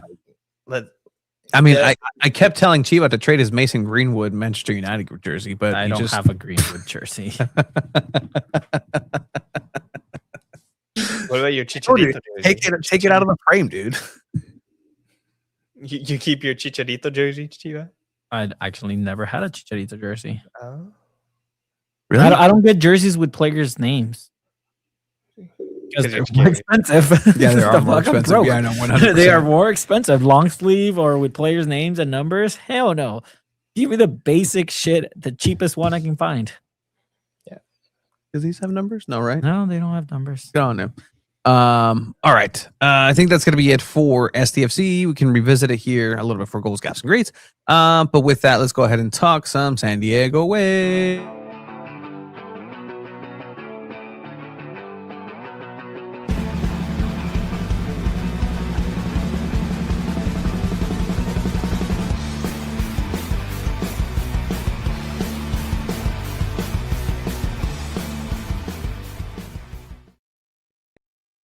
On the updating front, we're gonna have to update some of these videos to include and exclude some players. All right. Season's greetings. Keep the conversation going here. San Diego Wave have made some moves. Obviously, with the move away from San Diego FC of the only goalkeeper that they had on the roster, Kaylin Sheridan, who hosted her last the Keeper Institute at San Diego State's Sports Deck this last weekend. Had a lot of people out there and gave a couple of interviews Sheridan did that, again, very indicative of what we were saying, Abe, last week in terms of how everything kind of fell out of favor for San Diego Wave and Sheridan. She was much like Chucky Lozano. Hey, look, synergy for the Snapdragon teams. Let her know at the exit interviews that she was not part of the sporting plans coming into next season. There was not going to be a chance for her to go ahead and compete. So they were going to look for someone younger and cheaper. Same thing that SDFC found with a number 11 coming up with a Ghanaian academy player. Ghanaian? Yeah, that sounded right. Yeah, all right. All right. Which will be announced in the coming weeks. I'm sensing a signing announcement either tomorrow or later this week. They love Tuesdays at 9-10 a.m. But for San Diego Wave, some moves were made. Oh, no. The Maria Sanchez jerseys. Much like San Diego has a museum of a cemetery of renderings for stadiums that never happened. Now there needs to be a museum of sports team jerseys from players that poof. Like, I want to see an Anthony Rizzo Padres jersey. I want to see my dad had one, dude. Corey Kluber Padres jersey. The let me see, someone from Loyal. Who left? Augie Williams. Ooh. Oh, Augie Williams. No, Douglas the striker, Martinez. the striker, number 9 guitar. What was his name? Kyle Kyle Vassell. Vassell. Shout out Kyle Vassell. That's a number 9 blast right from the there. past. That are no longer here. Kaylin's up there. Half of the roster from last San Diego Wave And they is up there. They keep adding it because they did I'm so announce sorry, today another exchange, pretty much, with Quincy McMahon. Another player leaving San Diego Wave. Abe, what are your thoughts about the latest thank you? The graphics department of San Diego Wave are, on overtime. Quincy McMahon, no longer San Diego Wave, transferred to Louisville. This one has to come with a move in the defensive spot or defensive position, just because Quincy McMahon was a really solid prospect, and she still is. Like, she has like really strong potential. There's a reason why she was playing at such a high level at UCLA, and she looked positive in some moments. And she played a total of 12 minutes this season. I would have guessed it was more, but she looked pretty good out there throughout in those 12 minutes, which is crazy to say, but also in World Sevens, she looked pretty good. And I think she's going to have like a pretty solid NWSL career. So to let a player like this go is kind of a weird move, especially when you have no depth in that position. But when you get 2 international spots for international spot for 2026 and then one for 2027, then I think it makes a little bit more sense if they fit somebody right into that role, but they still haven't done that or announced that yet. So unless they like completely fill that spot in like a 1-for-1 move, then it doesn't really make much sense to me. Like, maybe now you're opening up space for like Daniela Arias at the center back spot. Do you think that makes sense? You put her at the center back next to Kennedy Wesley, and you move McNabb over. I mean that as of now, that has to be the case because you don't have anyone else. Like, when does the season start for Wave? March. They announced the schedule on the 15th, so we don't even know technically. That's crazy, dude. Because they have half the team right now. I do have a unofficial image from training ground for San Diego Wave, actually provided by our producer Mike. What? Oh, I thought you actually had a leaked picture of the schedule, dude. Oh, the schedule? Come on, guys. Yeah, man. That's not going to happen until what, 2 weeks before the season starts. That's NWSL. Let's get it together. I know it's insane. And the biggest thing was there's no goalkeeper, and they announced a goalkeeper today, Leah Freeman. Which, by the way, when I first Googled just Leah Freeman, it was not the player that they. That happened to me too, Chief. But Leah Freeman plus goalkeeper plus soccer. So this Just search. That's not the player. That's Will Smith. Yeah. Oh my gosh. Okay. There you go. Yes. Okay. But go add a new tab and just type Okay. in Leah Freeman, enter. This isn't fair to this player. She's I'm sure Yeah. a solid goalkeeper. Oh, I imagine they're gonna add another goalkeeper as well. They have to. She was the third option with Bay FC, so I don't know how much you can trust a She's player not going like to be this. starting, right? She's not. She gonna be might. starting. It seems like it's going to be a goal. now.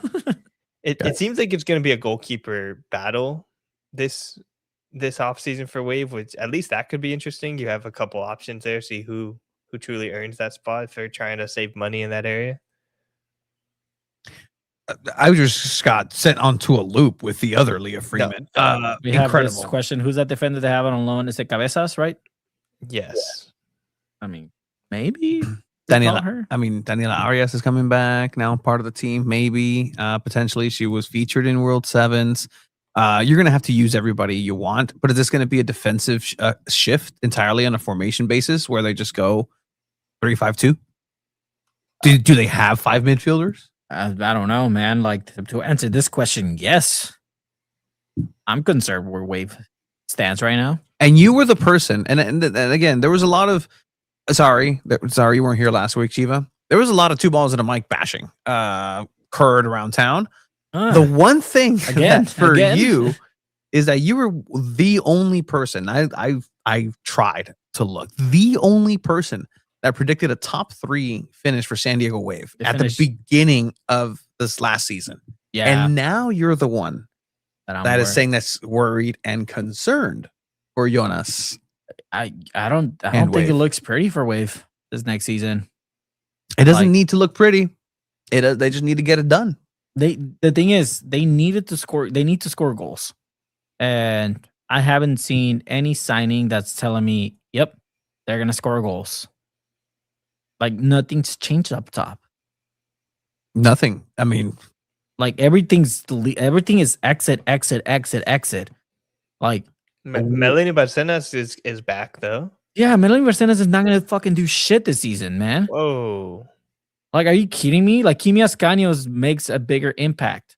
Like that's just the reality of it. And I'm not gonna I'm not gonna sit here and try to talk all nicely about Wave when I just trashed like Mike Ibarra's like attitude towards Chucky Lozano. Like it's gonna be the same energy for San Diego Wave. And if some people don't like it, then I'm sorry, maybe we're not the podcast for you. But we're gonna treat San Diego Wave the same as we treat San Diego FC, and we're gonna critique them and criticize them and call them out on their bullshit when it needs to happen, and we're gonna praise them when it's all good and done. Last season, it was good. They made playoffs. Because the season before that, it was a shit show. they righted the ship. Why are they suddenly so broke? They got a bunch of money from Gurma. Shaw moves out from the Sanchez contract. Half of the $2 million from the World Sevens. Make sense. Well, for the World Sevens, that also gets split up with like literally just everybody in the club, right? It goes down to the communications department. It goes down to anybody that's involved with San Diego Wave that does get divvied up, and the players. From my understanding, that still hasn't happened. But again, that's the case for another year, for another discussion. In terms of the other, like, where's the money? Well, they have to pay for rent for one. They have to go ahead and try to figure out and maneuver into getting a permanent training facility. There are teams around town that came into existence, and this is different sports, but they led with a sporting complex, a training complex. I'm looking at what the volleyball team The San Diego Mojo. Mojo. They actually just renovated They something. lost yesterday. They did lose in their opening I game. don't think they against win too current- much. against the current reigning defending champions. Oh, don't you worry. The Mojo's going to be good this year, actually. We'll see. Catch us on 2 balls and a Mojo. That's a good. That's a That was good a nice podcast. ring to it. Um, Yeah, no, that was pretty good, actually. I do wonder the same thing. Why are they so broke? Like, part of me is thinking lawsuits. They have to pay lawyers and lawsuits, transition, new ownership who was maybe sold something are that they they paying didn't Jonas think. too much? No. Maybe they didn't think was in such a bad condition. The only way that money comes in really for either SDFC and Wave is ticket sales. They haven't been doing very well in ticket sales because of what happened 2 years ago. Last year, they were kind of back on in that. Last year, the biggest telling sign is that Alex Morgan retirement night, jersey retirement night, where that was supposed to be the big game for people in the stands, and they couldn't sell it out. And you know they're definitely in trouble when that's the case. And also just budget cuts, right? Like new ownership is still new ownership, even if it's a year in. They're trying to trim the fat. They're trying to see how they can go ahead and cut it. Things here and there. From my understanding, it's not public yet, but another big name in the front office is going to be cut or no longer with the team. So I mean, you can make. There's only one. Is there two a big future names. where Wave folds, kind of like how Loyal did? Yes, there is a Whoa. future where that happens. If there is a Whoa. potential future for that happening, I mean, would it be so shocking? the way it's going. Dude, they're they're top 4 most valuable NWSL team, and they would have to be like gross incompetence for the Wave to fold. Is that not what we're seeing? I mean, I don't know, dude. It just feels scary the way it's looking. Again, look, I will say this: everything can get fixed if they play good and they win. Yeah. I'm a strong believer of that. Where if they win and they're performing and they make playoffs and they're bring a championship, people will show out and support. But if they're not playing attractive football and they're not scoring goals and they're barely passing through with ties and a 1-0 win and not very attractive soccer, people will save their $15 to not go watch and play. And invest 17, my bad. Ah, shit, the 2% race, man. It's happening everywhere. You got to race at 2% every season. No, that's right. By the way, guys, check your W-2s. They should be coming in very soon. I already filed mine. I don't do my taxes. I'm just kidding. You're just I haven't okay. I was like, I you're. haven't gotten my W-2 yet. But in any case, like people were saying, yeah, well, the transfers will be coming in. They will be starting to move. They still be. Well, don't worry, because there still might be outgoing players, and I don't want to sound the alarms, but much like there's a reality where, yeah, sure, there's a Doctor Strange one, like, yeah, Wave can fold, sure, they can also come back and be the A side of the Snapdragon Stadium, right? Like those are still things that are possible. There's still a possibility that a superstar player isn't part of the team moving forward this season, and that would be a huge blow, a la Delphine Cascarino. What if she's not part of the team? I mean, Where does this team go from there? If we're willing to talk about Honors Dryer getting offers from Europe, Mhm. Delphine Cascarino is True. definitely getting offers and interest from across the pond, especially considering she's like True. a major part of the French national team. When you have Mhm. a player of that caliber and that interest and like marketability and everything, of course, these teams from England and France are going to be always interested in her. And it definitely could happen. They could, like, it's not even just like, okay, you mutually agree to part ways. This is you sell for a pretty decent amount of money. And that is on the table for the Wave. But also on the sporting standpoint, Mhm. that would just completely change everything about their identity and who they are. Yeah, I mean, look, Cascarino's 28. She's playing really good. There's a Women's World Cup coming up soon as well. Like, why not go back to Europe or somewhere more competitive? Or a team that has a permanent training facility. Like, these players are coming over from Europe, and they're coming from the best of the best. They're coming in and playing in, still not where it should be in terms of the men's game and just the growth that's coming with. But coming from PSG and playing in Parc des Princes, like that's a jump. That's something that's a step down, and not no slight on what's actually happening. A little slight because they've had long enough to go ahead and play at the polo grounds in Del Mar. It's a beautiful place, beautiful set of a soccer facility, but is it a world class professional soccer level quality of trailer park? Because that's what it essentially is. It's a trailer park. That's the reason, like the U.S. Women's National Team trained at the SanDiego.FC. women's national team chose to go and train at SanDiego.FC facilities. That should be telling, for sure. Look, man, it's what says it all is that if you go, they have practice and then there's a kids tournament right next door, like on the field. Like that shouldn't be happening for a pro team. So I think stuff like that does need to change for San Diego Wave in order to keep these high profile players. And seeing Paul, like I thought Heaps would have gone to Wave. She wanted to, and as we were talking about early in the episode and last episode too, like sources say that she wanted to. And sources say that was a move that San Diego Wave did not want. That opportunity for her to join the team vanished with that. And that's the message from a lot of different U.S. Players. I saw a comment that she's a Denver local. Yeah, she actually just got announced. She is a Denver. She's from Denver. Yeah. Actually vacationed there for their 1 year anniversary with Mr. Heaps. Yeah, they had there was a cute video of her. They like surprised her parents because her parents had like absolutely no idea she was signing with Denver. So they just like did like a fake interview with her, and then she like revealed it to him. It was pretty cute. Can the Wave train at Singing Hills? Can pigs fly? Technically, they can, but just how far can you throw them? Sure, but that's the relationship that goes between these two teams, right? It really never has been the best.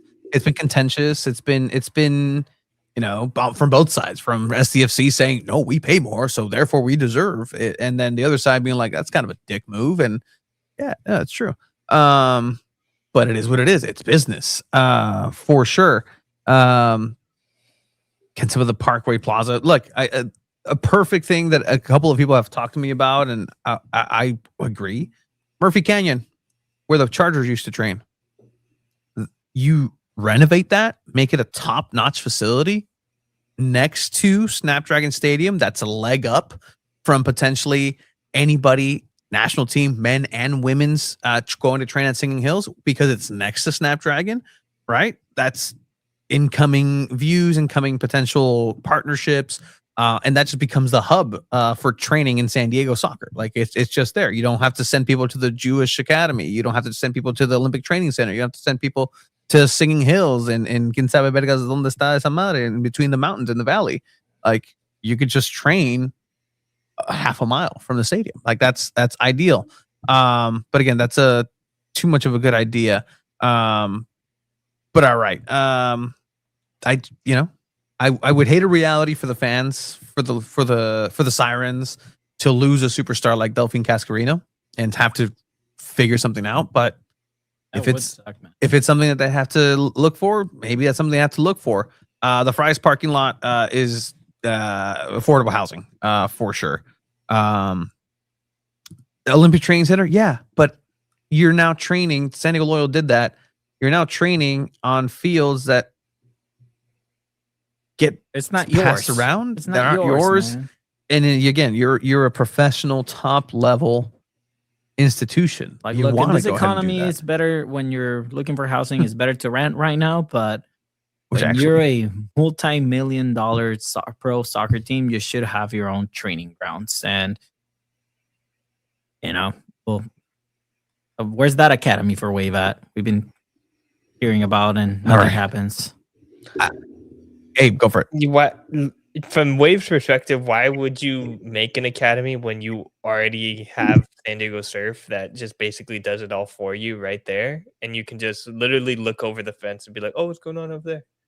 You don't have to actually invest your own money and do all that stuff. And I think it would make more sense for them to do that. But like, just from a new ownership perspective, why would they invest in that? Like they think they would probably think it's easy enough that they don't need to invest in academy like that. Most NWSL teams don't invest in academies like that. If anything, they'll see the good players and invite them over for like specific trainings and stuff. And we do see that some of the young players have trained with Wave before. I think maybe be up on the trained with Wave. There was the Pearl Cecil, I think, trained with Wave last year. And then like Melanie Vasquez was training with Wave for a little bit before she actually signed on. So there's really not a need to like truly build out the academy. But facilities wise, I'm completely agreeing with you guys. It's embarrassing that they haven't even like had any sort of plans come out of that yet. And the Delphine Cascarino thing would just be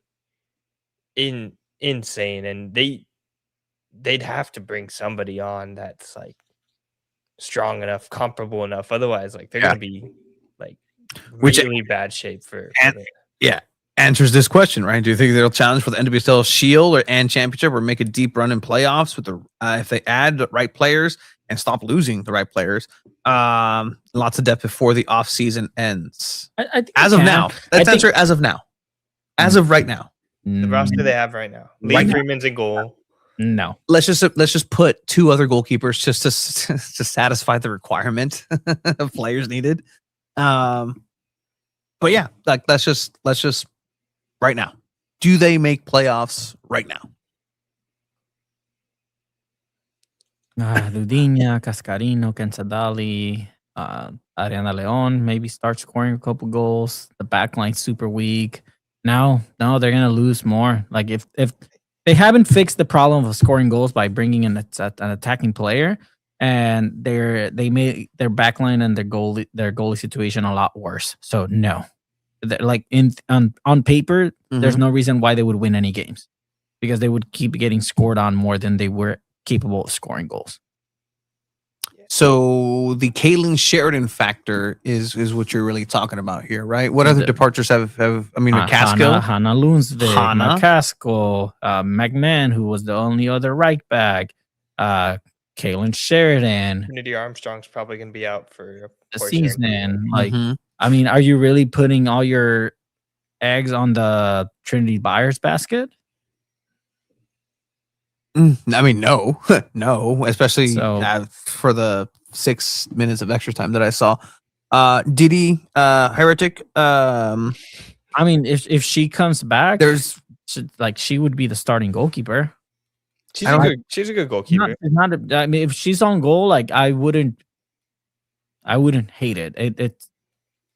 I think she has the experience. I don't think she's the best shot stopper, or at least not like Kaylin Sheridan, but I think she's better with her feet. I think she's good enough to make the right decisions. So she won't kick a pole after a penalty save? No, she wouldn't. That's the bar that I have for non-Kaylin Sheridan goalkeepers.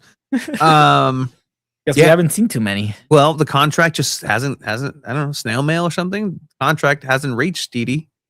So again, we're talking about a player that's still... they're going to bring a goalkeeper. Like Jonas Eidevall is just bringing players from Europe left and right, and he's going to bring probably 2 or 3 more players. I find that funny that you say Jonas is doing this when it's in conjunction, but mostly in partnership with Cammy. Yes, but I mean, like coaches have a big input on what players they want to bring, and then the GMs have like, at the end of the day, make the deal happen. But yes, I do believe coaches have the most input of it. So one name, I think with Wave, it's Camille Ashton has the most power and input. Well, that's why they fucking suck and they can't win shit. Well, that was just like that's very like constructive. The coach should be able to have a say. They should have a good relationship. I don't know if their relationship is good. I think Mikey Vadas and Tyler Hicks have a really good relationship and they're on the same page, which is why they had that success. I mean, to let go of the assistant that Jonas considers his mentor, essentially, last year, and there's that. So maybe that's a look into the relationship that they have. Here's a name. I know it's been it's been 2 weeks, a week and a half of wave, just wave. Here's a name, and it might materialize. It still might not, but instead of looking towards France, maybe they start looking in South America and get some Dudinha partnerships. A name of Ludmilda da Silva. Check them out. Good highlight reel. Brazilian player who is, experienced. Believe she's 31. Played in Chicago last year. Played in Chicago last year. Probably was the only bright spot on what was a very poor season out of Chicago, but 13 goals in 27 games. That's more than Adriana Leon. For sure. So, I mean, that can definitely materialize coming on in, but if not, then I don't know. Who else, Abe? Who else is out there? Not any. The NWSL is not in the business of bringing in like large money players like that. Like I know Philippe asked about the hip rule earlier, and it seems like that's probably going to get implemented. But there's only 99 of those players, and you have to fit very specific criteria to even qualify for that. And those are probably the types of players that you would want to be wanting to bring on and bolster your team, especially your offense that looked lethargic at times last season. But like I really don't know the direction of the Wave right now, and I don't know if they know either. Can Wave somehow pull off Macario? Cat Macario, right? That's the big Can they somehow pull it off? Because if they somehow pull that off, then I take everything I said back and oh shit, they can compete because she'll score goals. She puts butts in seats. Local U.S. Women's National Team player, very talented. Sells jerseys. Yeah, I mean it would be the ideal fit, right? Like it would be, but again, this goes into the discussion of, is San Diego Wave a destination for U.S. Women's National Team players now? They got rid of everybody who was on the brink of representing them. And from what I understand, there's not a lot of positivity coming out of those players and saying, hey, you should join Wave. Hey, everybody, join Wave. So that's why they're going for internationals. That's why they're going for these college players that don't know any better, or that these players that want to play and say, hey, well, we have a place for you to play. Okay, well, come on down for a 1-year contract, and then we'll see what we do after. Yeah, definitely. It's looking like Wave has the bad rep right now. I wish I had better news. Yeah, no, it's the reality of things. Yeah. And I mean, a lot of that has to go to previous ownership and, just like a nasty culture that was instilled in the team from the start. You mean super business boss, Ron Burkle, who just came in. It's like, oh, I'm going to have a sports team in Sacramento. Sure. What? Moving to San Diego? Great. Make it this much amount of money. Make it worth this much. Here you go. And just Madoff. Bernie Madoff. Back to Neverland Ranch. Yeah. He owns Neverland Ranch. Let's not forget that. Oh, you knew that? Yeah. I like that. I like that you knew that. All right. Hopefully we have better news for Wave. Coachella Valley Invitational for Wave is something that they're still participating in. I'm excited about that. There's like 8 or 9 NWSL teams going to be attending that, so have a chance to see all the different teams, like a lot of different probably former Wave players as well. I think Seattle's going to be there. You can see Mia Official.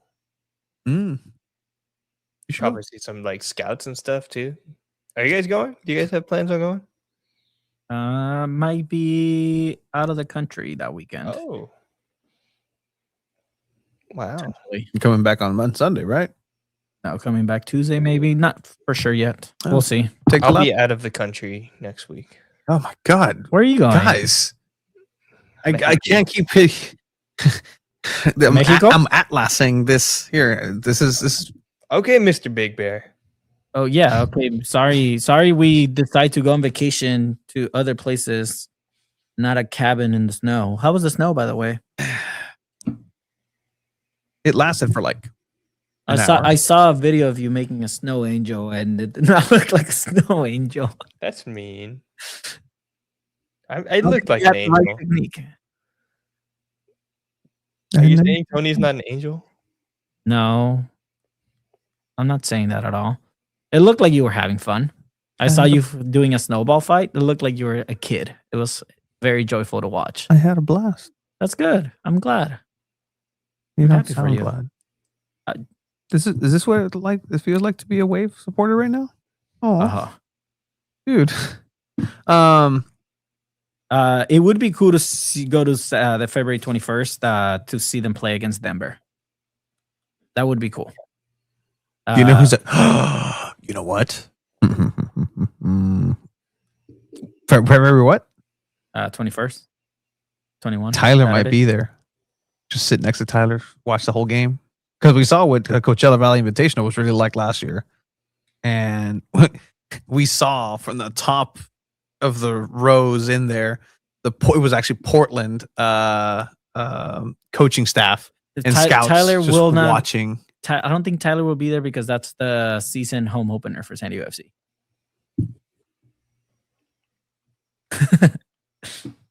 I mean, wife. I mean, this wife is duties, bro. Like, wife says, "Hey, come on, get your ass out here." It's She a goes. 12 p.m. game, and ends at 2. He drives back, gets to Snapdragon. He doesn't need to be at Snapdragon. Yeah, he doesn't need to train. Off. He's not gonna do a motivational speech for the players. He's not the coach. Unless some like pressing breaking news happens and he has to speak before the game, like we've seen him do.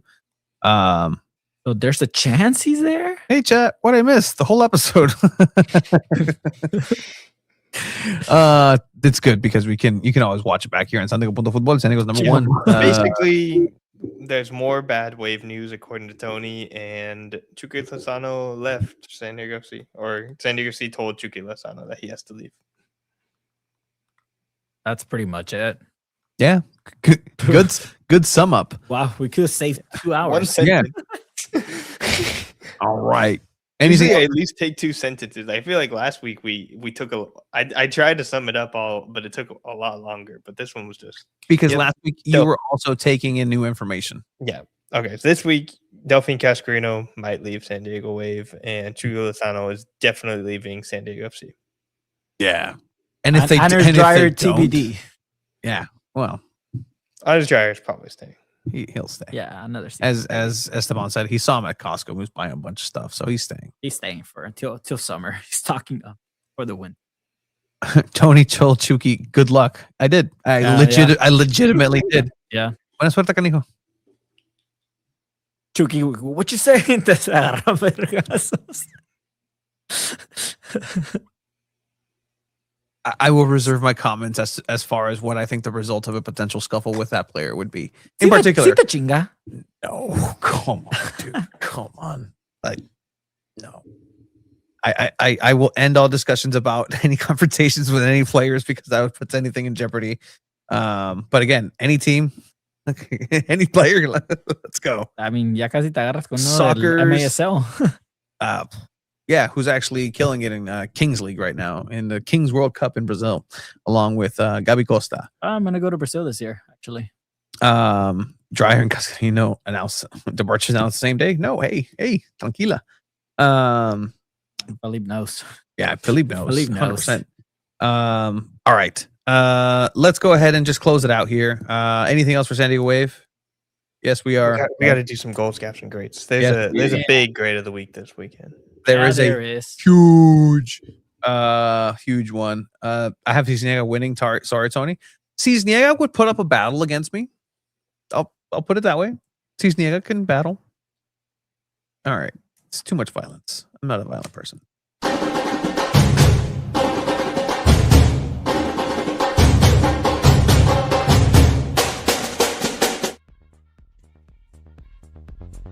haven't heard this song in a while.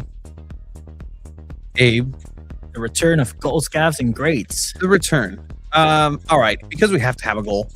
There hasn't been a lot of soccer, but the San Diego Sockers as much as you might hate the San Diego Sockers because they didn't get you back. I don't hate the San Diego Sockers. You said you did earlier, and I I will did keep. not. You were pretty. I could give two shits about the Sockers. Whoa! Doesn't mean I hate them. Why don't you like the Sockers? Because they haven't too won? much outdoor, man. It's just San Diego Sockers are cursed when anything SanDiego.Futbol is involved. Well, they weren't cursed in Utica. Charlie Gonzalez, the goal scorer of the TSD $1 million goal, doing it again. Just again, I want you to picture yourself scoring this. Can you score this, Chiba? Rifled in. Oh, what a goal! It looked like there was no Great goal of the angle week. That's a for great goal San of the week. Diego, Voila. but it's fired What is the home. goalkeeper doing there, though? And a Trying? no La barrera. angle. ¿Qué está haciendo el jugador la barrera? Ponte Just- en la pared, güey. I think they got out of the way. Yeah, like. Oh, what a goal! Do you see that his reaction? The goalie's like, "What are you doing?" He's like, "I'm standing right here where you told me." And the Sockers have a lead. Like, I'm right here. Oh, that's so funny. For Charlie Gonzalez. Yeah, His Charlie Yeah, no, Gonzalez, that's Charlie crazy. Golazo. The Sockers went back-to-back wins. They went to Baltimore. They went to Utica. They got two Weren't results. they down 3-0? They were down games. 3-0 in both games. Oh, you watch. I get the emails. You watch Craig's video. Nah, I read the emails we get. Shout out to the emails. They'll be back in Snapdragon. They'll be back at Front Wave Arena in March. They're not here for the rest. For February. They're not here the rest of January. But that is your SanDiego.Futbol goal of the week. All right. Great of the week.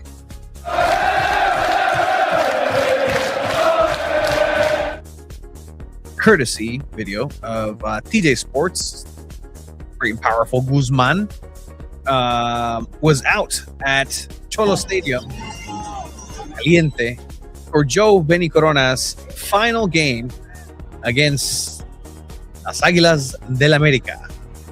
Joe Benny, a San Diego native, Sweetwater High School graduate, a local product, local to the region, retiring, a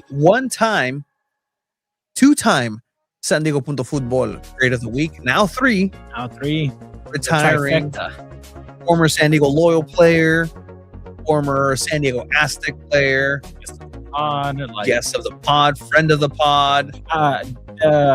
Comment was made when we were at Singing Hills that Joe Corona is the greatest Mexican American soccer player of all time, legacy-wise, career-wise. I couldn't think of the spot of anyone else. Hey, Yeah, I think he's definitely. I was thinking about it too on the drive home after we had that conversation, and he's definitely up there. I think he's had the best career. 2 Liga MX titles. He tried in Europe, didn't get there. But I mean, we're talking specifically Mexican American players. Like maybe Diego Luna can have a better career, but we'll see, man. Like Joe Corona is up there. Yeah, he had the best goal in the CONCACAF Champions tournament. He won it with America. He came over to LA Galaxy, was successful. Part of the inaugural team, the first team that won everything with Cholos.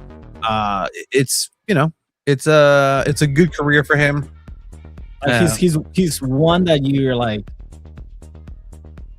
from National City. He made it. Yeah, no, 100%. Like he's this ideal story of the player from this region. Was crossing this way when and got scouted by San Diego State University. Went over, was getting that covered. Cholos starting around that time, scouted him, said this guy, came over, trained him up. Best case scenario for him and his family, and wins and has a championship to deliver to the San Diego Tijuana region. Because again, at that time, before San Diego FC was even a thought, Cholos was doing the first division thing and being successful. They brought a trophy. So with that, SanDiego.Futbol's grade of the week is Joe Benny Corona. Shout out to him. He's just very important to the region, and I think someone that will remember too. Him joining San Diego Loyal was really cool too. He really like, I don't want to say he was above the team, but like he kind of came down to the USL level where he could have been playing in Liga MX, probably could have been playing, had a spot on an MLS team somewhere, but like deciding to come to San Diego Loyal was a really cool thing for him, and he played really well during that time. And then after that, going back to Cholos to kind of finish it off where it all started. It's a very ideal ending to his career that I think it's really cool. Not a lot of players get to have that. Yeah, we reached out to him, gave him his congratulations. He has his family now, so we'll hopefully get him back on the pod. Now you're gonna let him know that he won SanDiego.Futbol's Grade of the Week. Of the week, man. I actually am. That's exactly what I'm going to do. Yeah. And then have him come in and awkwardly accept it. Giovanni Corona, shout out to you, my friend. Very well earned. Can they unretire Joe Corona? No. To Joe Corona winning Great of the Week. What about Hercules Gomez? Hercules Gomez guy? Better at what he does now than as a player. Is that just because he gives us full shout outs? Yeah, from here on, from yes. time to time. Yes. Did you see the one he gave us? Hercules Gomez had a really great career too, though. Yes. We gotta look into this. He's definitely, if you made a Mount Rushmore, those two would be on the Mount Rushmore though. Yeah, no, for sure. Yeah. I'm trying to find somebody else. I don't know if anybody else can say big as Joe Corona for sure, but did he have a better career than Hercules Gomez? Hey, we got DJ Beto, Cali Burrito in the chat. Apparently Hercules Gomez watches us. Yeah, we've had a good relationship with him for a while now. Where'd he go? He actually, I think this was yesterday. Heaps told us this morning. This is breaking news from SanDiego.Futbol at SanDiego underscore. Is that under? No, it's not underscore. Under John Football. Excuse me. I don't know what that little thing's called. Maybe you do. They do good work. They follow the team in San Diego. They were one of the first ones to break the news. They posted the video. That's how I saw it. And I'm right, Eric. You know what? Greatest Mexican friend of the pod, Eric. Actually is. Should bring him on, and then I'll ask him that. Shout out to Joe Corona though, winning Grade of the Week.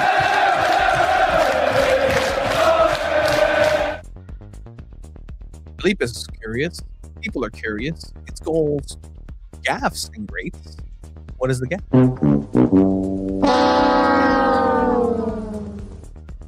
So this is going to be Days of Future Past sort of gaff.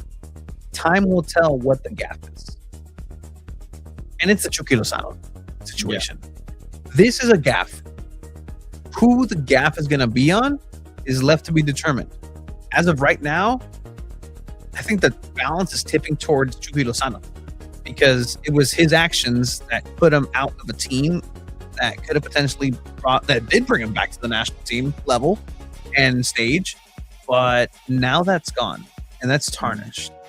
But if San Diego FC cannot get anything going on with Amal Pellegrino and that left wing, and Chucky Lozano goes elsewhere and does okay, like not even great, just okay, those scales are going to tip the other way. And then it's a gap on San Diego FC, Tyler Heap, and Mike Varas for the time being. So that's the gap. Chucky Lozano's situation. It's ugly, it's gross, it's drama, but it's left to be seen which is the losing side from that. I don't know what you guys think about that. I think that's a very good point to make. I think Chucky Lozano for sure will probably more than likely get the losing side of it if he doesn't make the World Cup roster. Imagine he does get a contract somewhere, gets called up to the national team for the World Cup, starts in a game, scores the winner. Dude, can you imagine he scores the winner at Azteca in the game opening against South Africa? Oh my gosh. I want to see the look in Mike Varas and Tyler Sheep's face if that happens.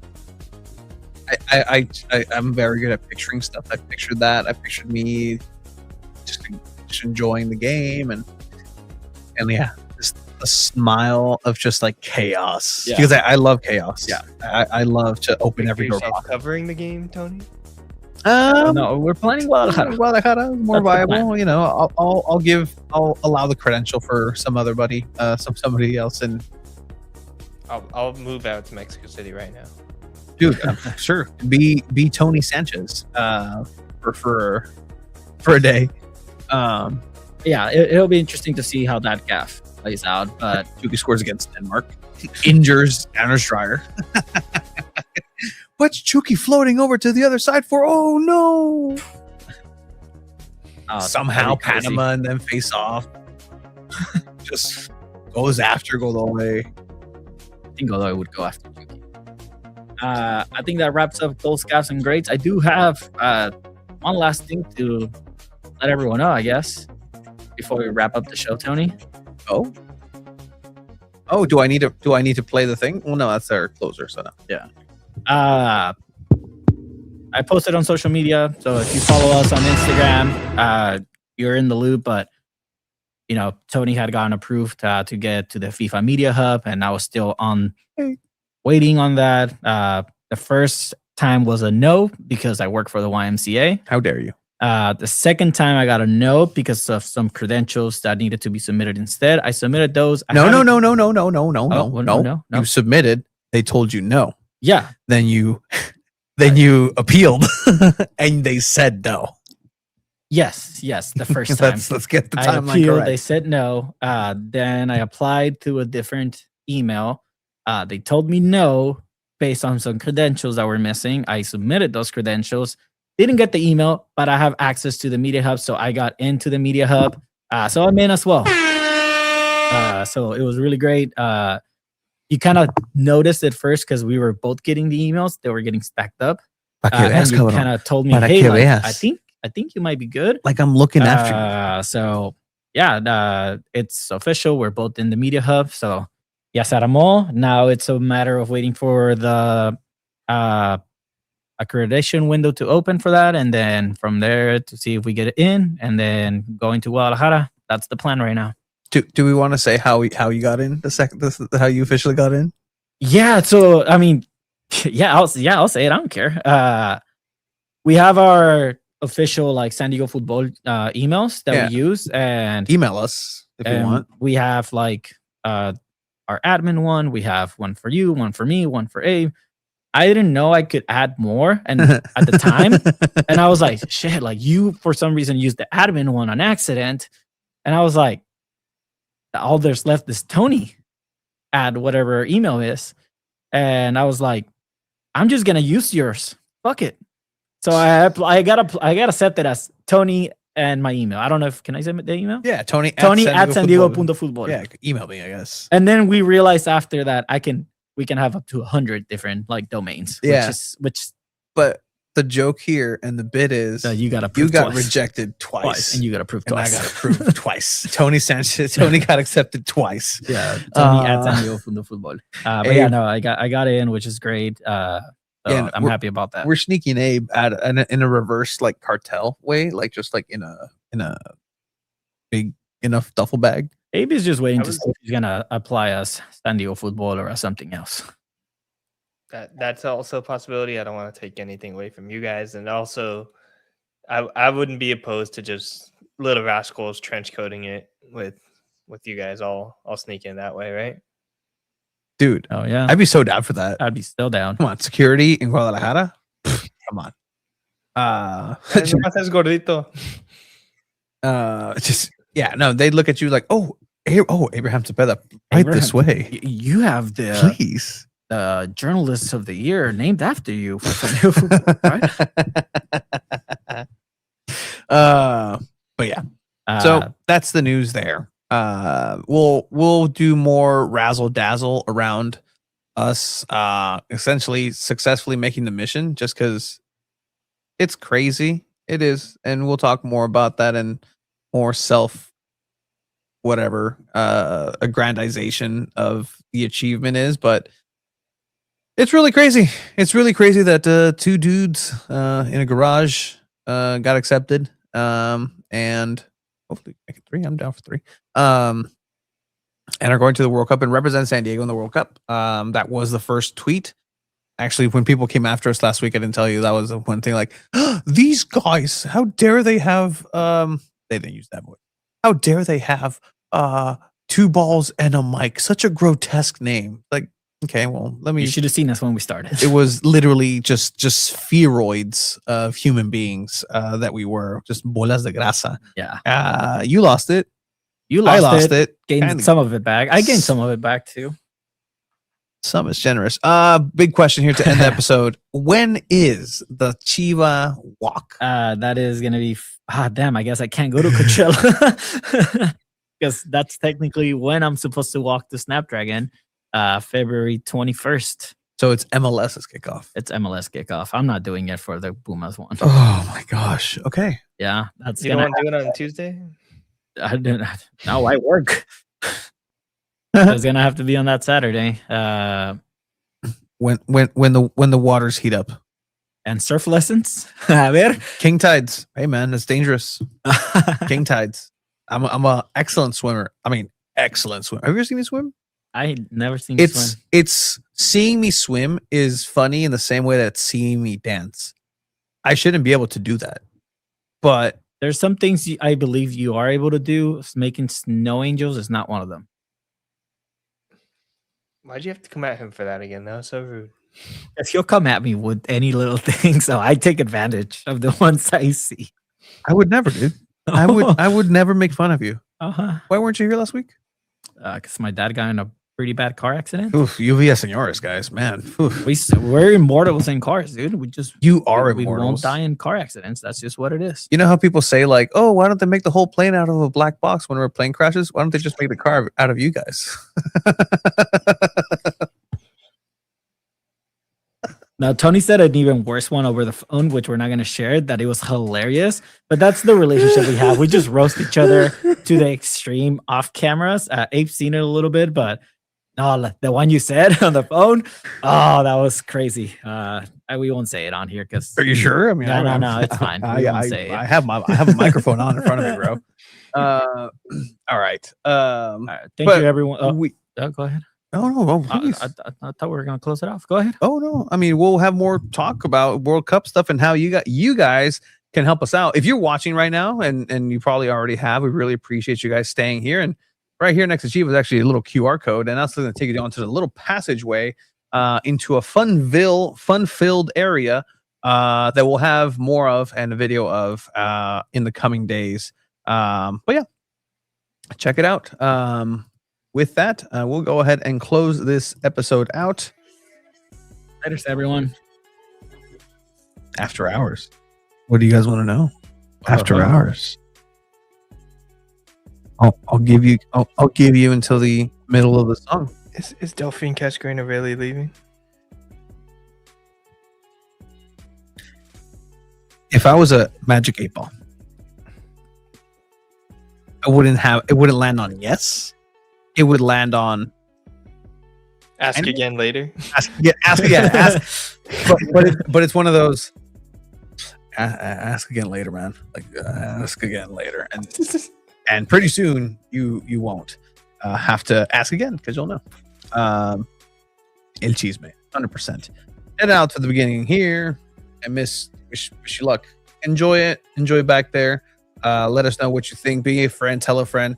This is the reason why we do it. I agree with Philippe, trying to keep San Diego soccer fans informed out there. Media availability for San Diego FC later on this week. We'll hopefully have some coverage for that as well. So for Tony Sanchez, Chiva, and Abe Cepeda, bye. Later, everyone. Check out that QR code.